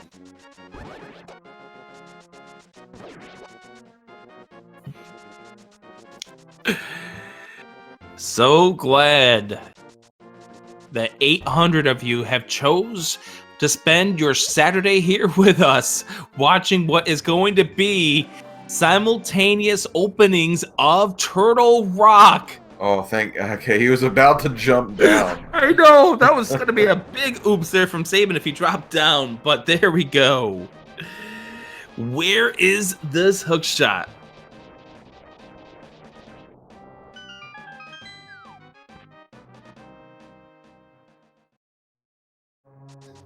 Okay, Sabo going to the left first. That's normally what you do. Just a small key.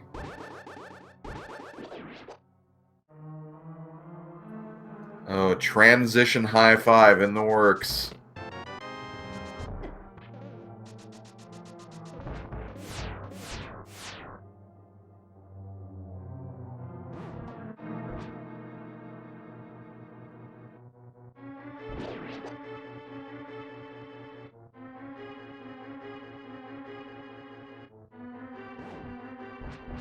Okay, good. They both remembered they do not have the hook shot, so they're going to go around this way to light the torches. They're both sword slashing while they're on this ride.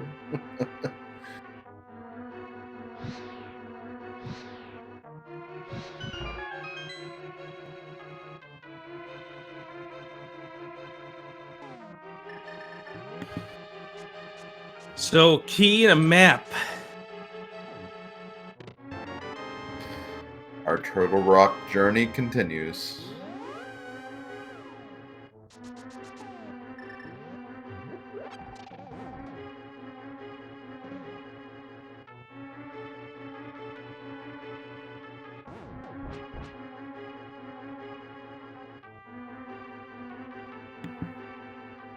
Here is Sab0tender heading for the chain chomps. Hookshot is guaranteed go mode now. It's the big key. And this means Sabin is not getting silvers. Sab0tender is not getting butter. Yeah, that's pretty much guaranteed at this point. You're not going to be dipping that left side of swamp for the big key.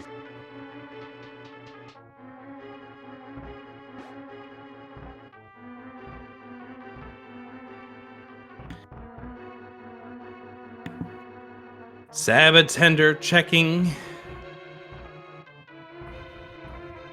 Getting ready to check the lava chest.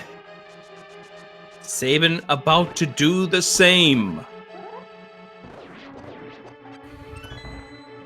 20 rupees in the lava. A tube high five.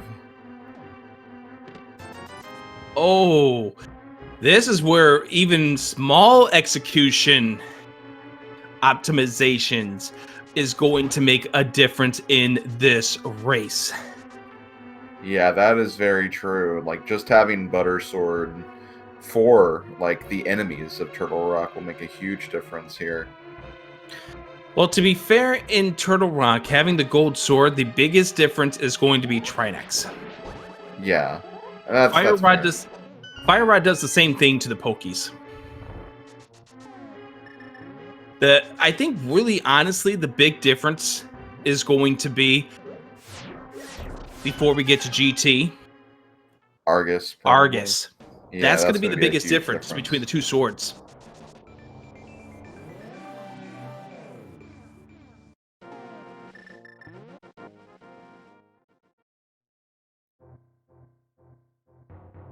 No, it's just a green rupee inside a Mimic Cave. Another high five between these runners. Sabin having a little difficulty here with the Mimics.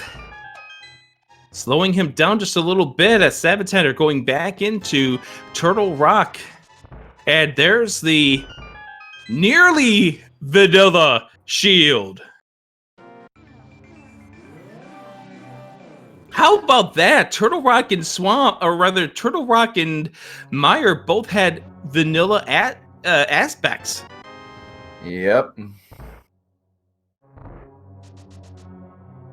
There's the key right there. That'll get us down to Laser Bridge. We know that there's going to be a key down on Laser Bridge. And the hash code is anything to go by. We know there's going to be a shield on Laser Bridge as well.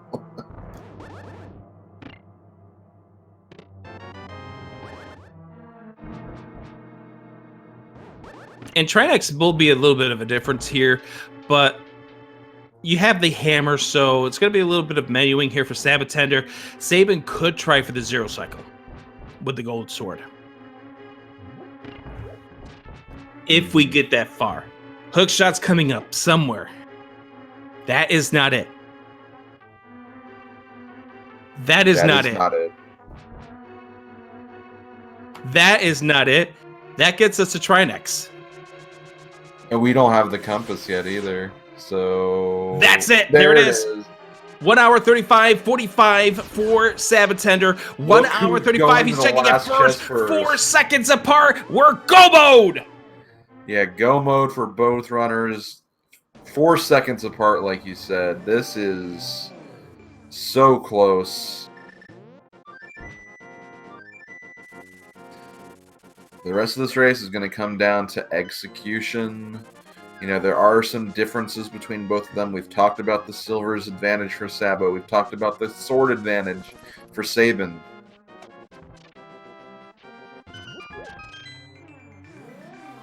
Here we go down to Swamp Palace.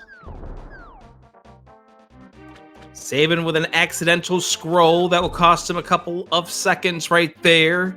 And again, this is a situation where frames are going to matter. sab0tender code using the mirror here. Bonks in, that's going to cost him a few frames. And there are some valid points in chat. You know, there is still the Ganon's Tower variance as well, if there is any. You know, a slight difference in routing there could also, like, open the gap up one way or the other. One of these cases I think would probably work out for sab0tender is if the big key turns out to be behind the ice Armos because of the silvers aspect. This is a case where sab0tender needs something with the silvers to pull himself into the advantage, because Ganon's going to be a little bit of an advantage, but you got to remember, sab0tender's got a lot of spinning to come up to have to do here in the next few moments.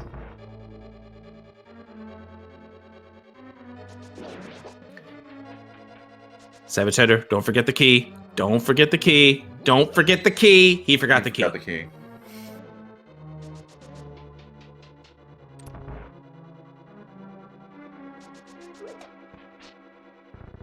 Sab0 does have to redo the water here. Or he doesn't have to redo it. He didn't do it the first time around, so he's got to do it now. What a race here. Game number 2, sab0tender to Sab0. sab0tender wins this. He's in brackets. Sab0 wins this. We got a game 3 tomorrow.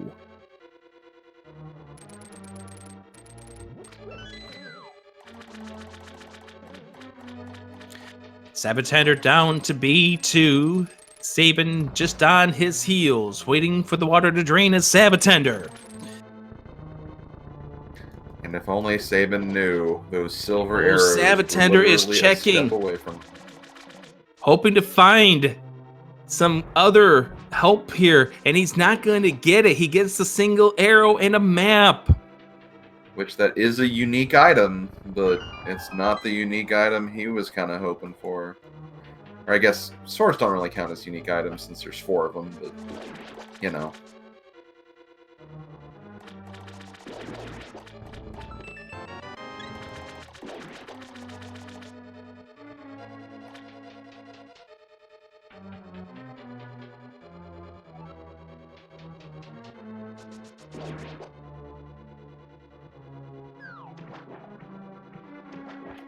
So we're going to start the Argus fight on sab0tender's side.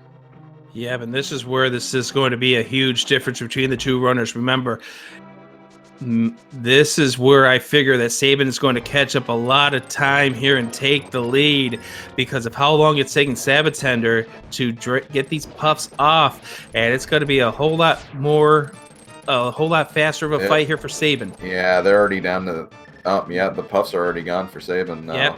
Fire Rod is pulled out, and sab0tender is still arguing with the puffs. May have to still do another cycle. Yep, got stuck in another cycle there for sab0tender. Sab0 is heading to GT first.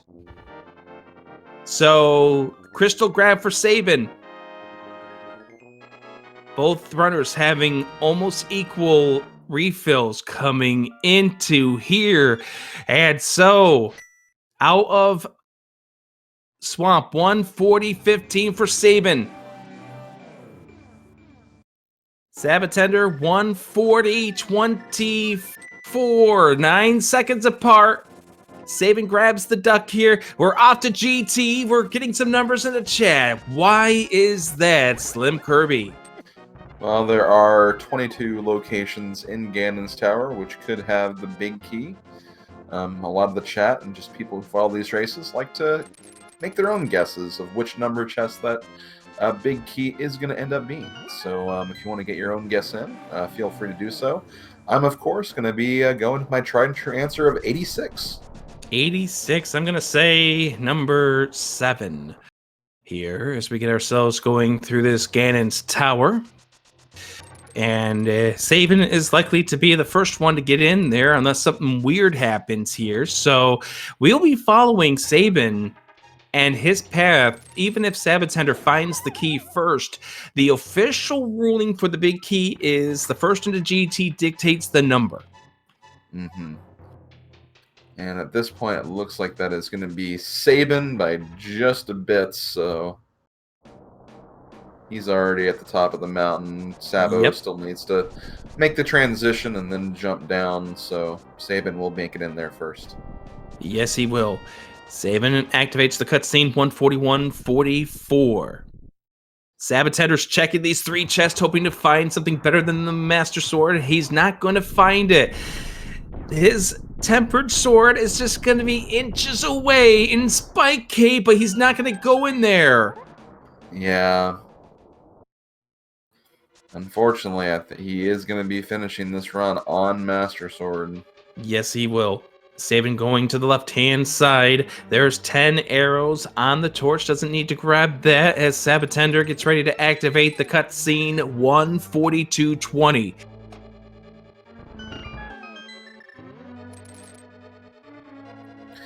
And now that we have the hookshot, we don't need those 10 little wooden hookshots that we've been trying to use. Big key and there in number it is. 2! And there's a key right there. And another key. And why are we still checking chests, Sabin? This is time to mirror and go up the mountain. As sab0tender, oh, if he finds a key here, he might go right side. Oh, he is going to go right side. He's going Yeah, to the he's right. going right side. This is going to be the clincher here. Yep, Sabin has a pretty... He has a gap that's going to keep on opening up until Sabo grabs that big key, so there's plenty of time to get that distance ahead. Absolutely. What a fun race this has been, though. For us, definitely. Can't really say the same for the runners, I imagine. But, oh, for the runners, this has been a nightmare.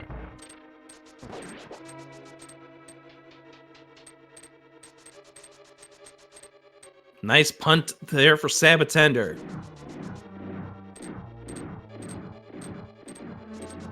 As Sabin goes up into the gauntlet, and sab0tender, is this just to grab a key, or is this going to be a all the way right side? No, he's going to go to the left here.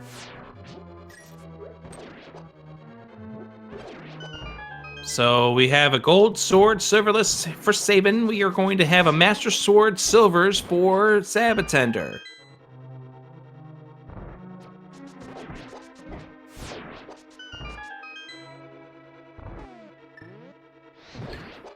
yeah, honestly, at this point, like, the best thing Sabin can do is just kind of, relax.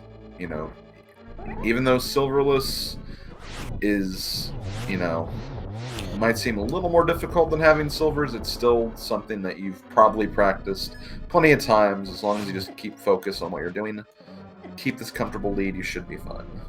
Absolutely. And so Sabin now done with the Lambo 2. He is done with the gauntlet. sab0tender now with the big key in hand is going to go upstairs.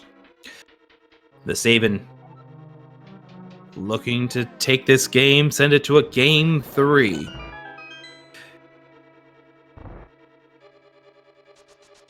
Game 3 is tomorrow. I hope you can join us for that game on a channel to be decided.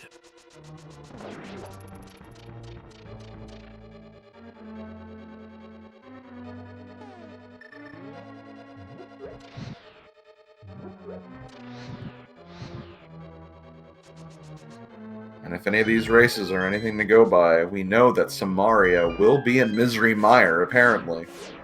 Absolutely.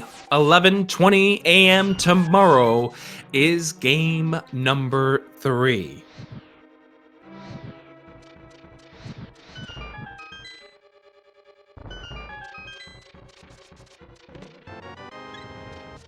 Sabin's still checking chest here, maybe to find if he can't find the silvers. We know he's not going to find them. For those same reasons, we're probably going to see sab0tender check those chests for a sword. Yeah, exactly. Well, if you went up here without a key, you're bailed out. Not that it really matters at this point. Sabin getting ready to deal with Lammo. Or not Lammo, Mold Dorm. And no worries about having to fall off to him. Not when you have the gold sword and it takes 2 hits to kill. Hooks his way over, finds himself 3 bombs, and we are going to be heading over to Agahnim 2. We're going to get some very interesting angles with all the Aga clones here. Going to need to reflect the energy balls back at Aga himself. Alright, 6 hits and sends us over to the next stage of this, which will be the Ganon fight. Swing and a miss, but we do... I think that's going to count as 2, but that depends on how close those 2 were. Yeah, so we're either at pretty 2 close. or 3. So we're either at 4 or 5 right now. Yep, that was... so it did count, so that's 6. Mm-hmm.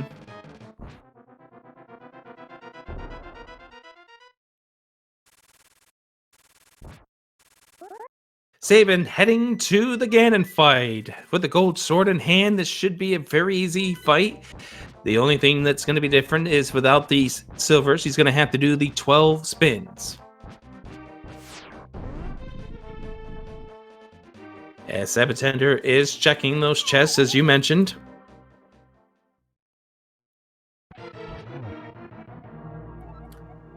Thankfully, the first few phases of Ganon will be pretty quick. Just got to get 6 hits in both phase 1 and phase 2 and move on to phase 3.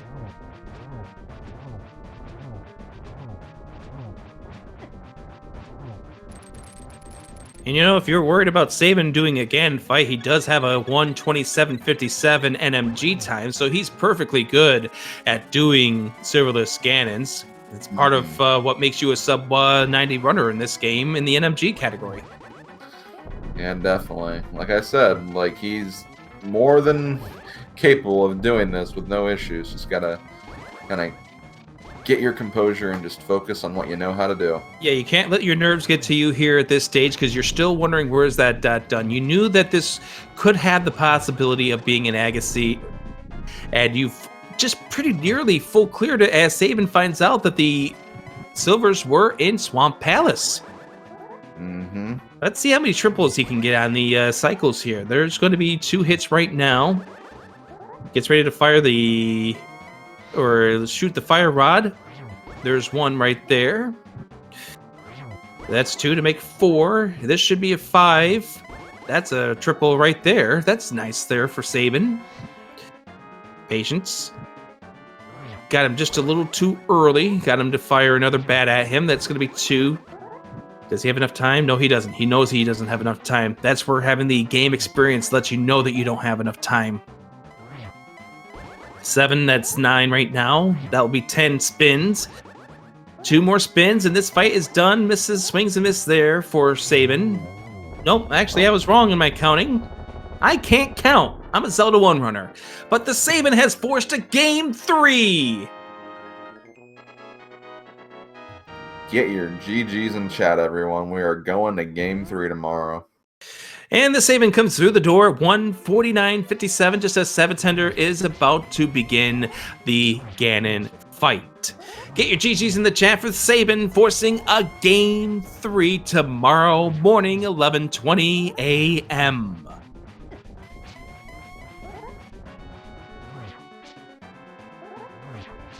While we're waiting to see if Sabin comes in, let's see how sab0tender does with the Ganon fight with the Master Sword. He will have silvers for the final stage, but that's still 48. Let's see, 24, a lot of spins. Just a lot of spins he's gonna do. Yes, a lot of spins. We'll just go with that.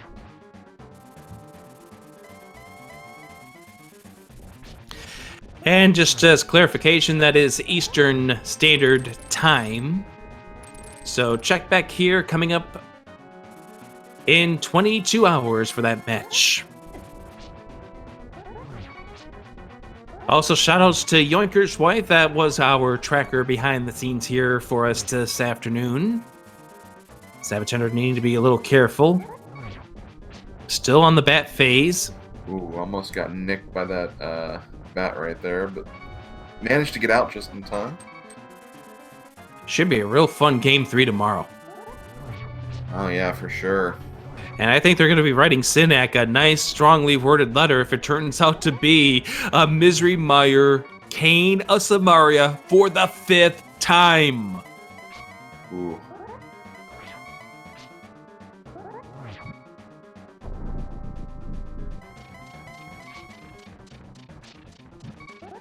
Unfortunately, lost that spin right there, so...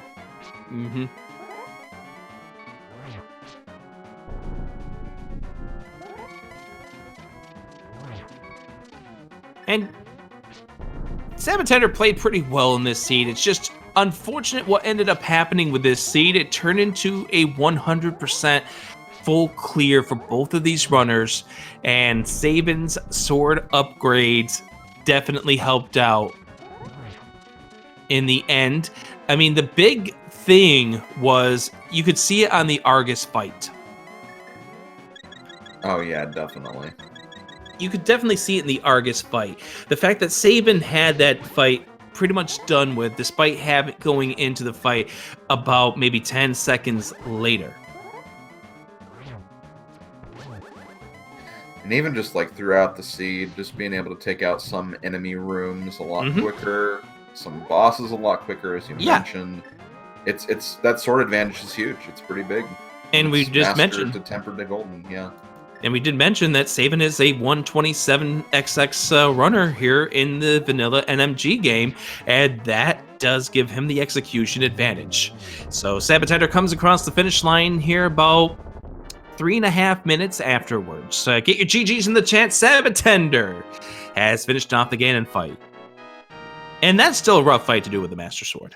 Oh, yeah, it is. Especially with the beeping. It's the sword of evil's bane, but yet it's not really that effective against Ganon here. And we'll see if either of these runners want to come in and talk about this run here for a few more minutes. I know I have a few things that I would talk about here, and we actually will have TheSabin joining us. So first of all, we're going to welcome in TheSabin here as our winner of the match, a GG to you. Thank you, thank you. And also, let's go ahead and get sab0tender in here as well. And joining us also for this interview will be sab0tender, a GG to you.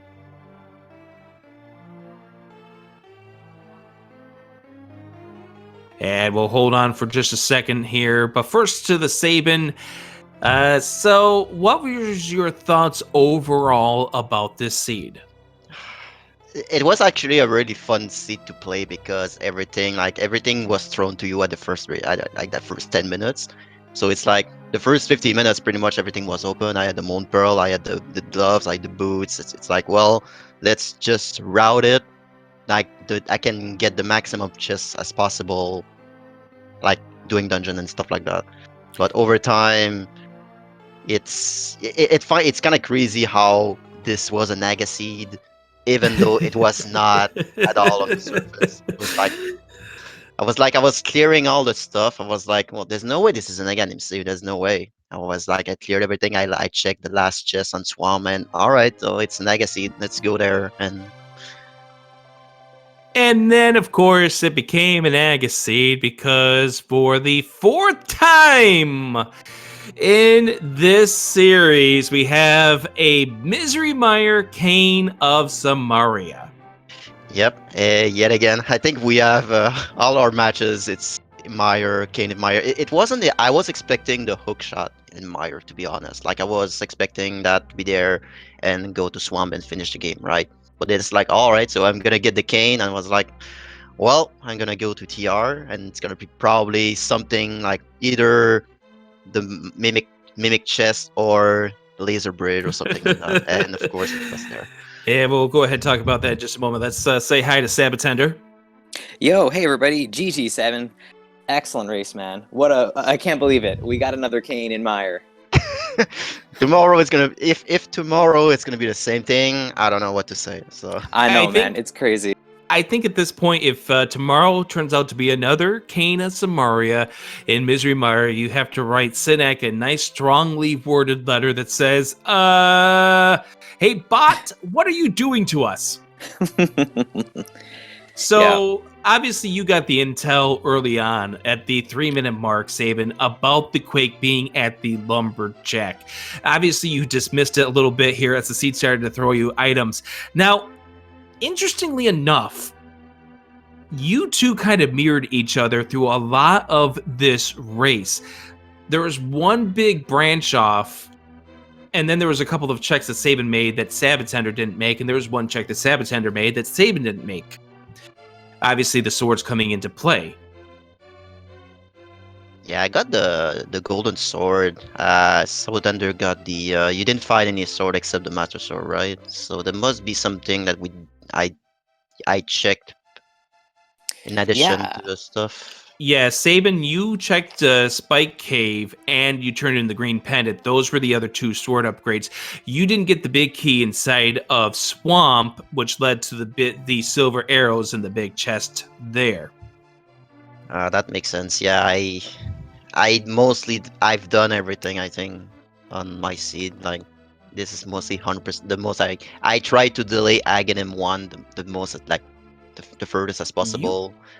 You should have seen it here because, like I said, this was a crazy race. In fact, when you both went to Agahnim, it was probably seconds apart, and it's been seconds apart. Sabin, you took the lead on Argus. Obviously, having the gold sword made it a little easier for you. Saba, you had a little bit of an issue, and unfortunately, after you killed the last puff, you still had to wait out a cycle as well. Mm-hmm. So that was unfortunate. Thieves Town. First 4-0 items. How nervous were both of you going in there without the hammer? Very nervous. I did Thieves Town it was the first dungeon. I did the Thieves Town 15 minutes into the race, I think. So it was, I didn't mind at all because I usually do TR without the hammer usually. So I'm kind of in the same boat. Yeah, I mean, not like TR, but the TT. Sorry. Yeah. I kind of agree. Like, I mean, I'm not, I don't mind going into Thieves Town without the hammer. But as the seed went on, and we weren't finding the cane, which I figured was going to lead to Hookshot, yeah, I started to get a little bit more nervous about it, but not too bad. Yeah, over time, it seems the route was pretty. It was a straight line. Like it was Agahnim 1 and do Mire and do TR. And it was like towards the end, it was pretty clear that what we had to do. Mm-hmm. Going into your deserts here, unfortunately, you missed that swing on the first Lambo, and it turned out to be a 3-cycle Lambo for you, Sabin. That was tough, but you did bounce back against the Lambo 2 and gave him a little bit of revenge.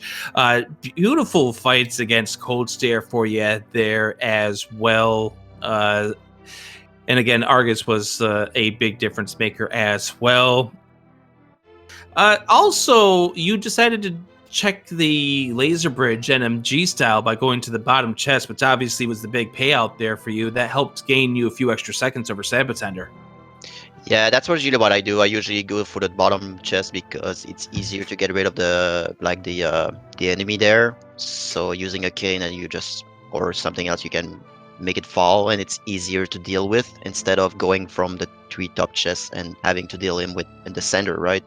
So I usually do that. So it's not something that I gamble. I do always on NMG style just because to get rid of the RNG of the beetle. Solid strategy. Solid. Yeah, definitely worked out for you in that regards. So sab0tender, I gotta talk about your luck a little bit here. Very unlucky, yes. No, we're talking about good luck here. Oh, good luck. Oh, okay. Yeah, so here you are. You did the water dash, jumped in the water, dashed your way over to the waterfall, and you find 320 rupees inside there to give you 500 rupees exactly so you could check Zora. That was amazing. I was watching the rupee counter fill up, and it stopped right at 500. And I'm like, oh, okay, I guess I'm going to Zora. That was amazing. Unfortunately, Zora turned out to be absolutely nothing, but it was just funny. That was one of those like really neat moments right there.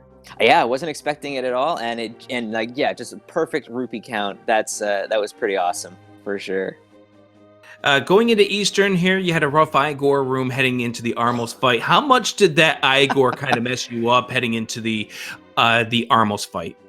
Everything about that was terrible. I am embarrassed. The Igor room, was just awful. I don't know what happened there. And then I don't usually go for the quick kill on Armos, but I thought, why not? Let's go for it. And then I immediately botched it. So like, what was I even thinking? It was just bad and more bad. And then just for added measure, by frames, you missed the second hit. Mm-hmm. or that last hit on that one remaining Armos that resulted in you having to fire 3 more arrows at it. It was a fun race, though. Yeah, I mean, I can't wait to watch it back. It looks like it was just neck and neck. This whole series between Sabin and I has just been great, and I know that our game 5, but in this series, a game 3 is just going to be another one that's going to be. So for game number 5, winner moves on to brackets, loser is done with the tournament. What are we doing, sab0tender? Oh, I'm not going to do anything. These last 4 races that we've had have been so good. Let's not mess with a good thing. Let's keep the settings exactly the same. Oh, wow. We've got a 7-7 open hype, everyone. Yep. Yeah, the Sab versus Sab races are pretty good. Yeah. First. This may honestly be the series of the tournament. The fact that this has gone for 5 games. You know, Kane in its stupid vanilla location there. There's a lot here that's been worthwhile. It's been fun. I do want to point out one other thing here to TheSabin here to give you a lot of credit. That diagonal hover in the Hookshot room in Ice Palace, that was beautiful. That was perfect. Yeah, I when I can hover, I usually do it. I don't like that's something I kind of like. I'm decent at it. Well, I guess I'm good compare I'm kind of like a small indie or. But yeah, I practice a lot of hover doing the speed run, and it's something that's fun to do, and I enjoy doing hover because it's kind of like swag, so it's like it's a show off basically. That's what it is. Like there's no, but I know there's a bomb jump there, but I usually do it because yeah, it's fun to do. That's basically it. And because of the way that you treated that Ice Palace, we're going to rename it Hover Palace in your honor, Sabin. Wow. Yeah, I still don't know how to do Ice Palace correctly. Like I have done no one like. I don't know. It's hard to. It's a dungeon hard to route when you don't have the red, the red cane. It's like you had 4 hovers in that dungeon total. Yeah, I think I hovered that dungeon pretty hard. Yeah. That's awesome. All right, go get yourself some rest. Slim, you have anything you want to add? I do want to just add to that hover thing really quick. It's like it's amazing because usually when you watch hovers, you see like a lot of people kind of stand in one place at first, just to kind of get that rhythm going. But like you just did it so seamlessly. It seemed like you were just going from the get-go. So yeah, very, very impressive. Thanks. I usually do my strategy for hover is going fast as possible. I don't use a rhythm, so that's probably why. But I get tired faster compared to other people. But it's like easier to set up, or I just go ham on my ends and. Nice.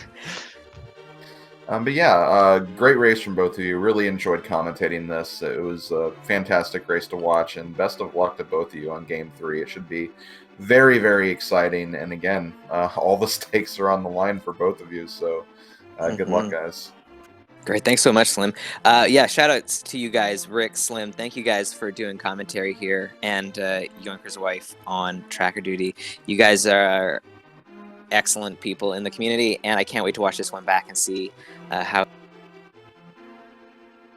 Absolutely. Couldn't dream of going through the tournament without calling a sab0tender race at some point in time. So I was glad to be able to do this, and also it's fun watching TheSabin pull this seed together as well. So that's going to do it here for this match. Game 3 tomorrow, 11:20 a.m. Restream still to be determined, but we'll let you know where it's going to be. But I can guarantee you after the first 2 races, this thing is probably going to be on twitch.tv/speedgaming. Get hyped for Game 3. I can't wait. Gonna be a lot of fun.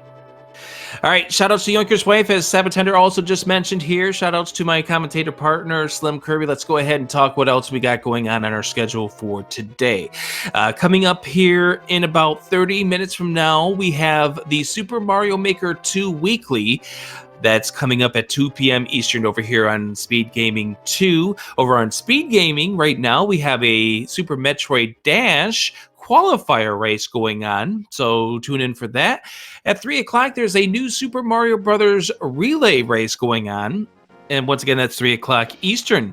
We got more Link to the Past Randomizer coming up here on Speed Gaming 2 at 5:20 as Shady Force takes on Shiva Hayes in Game 2 of their Best of 3 series. And if you want more Link to the Past Randomizer heading into the evening, we have I Am the Schwartz versus Zyrak, a doubleheader over on twitch.tv/speedgaming3. That's going to be at 7:20 p.m. Eastern, 4:20 p.m. Pacific.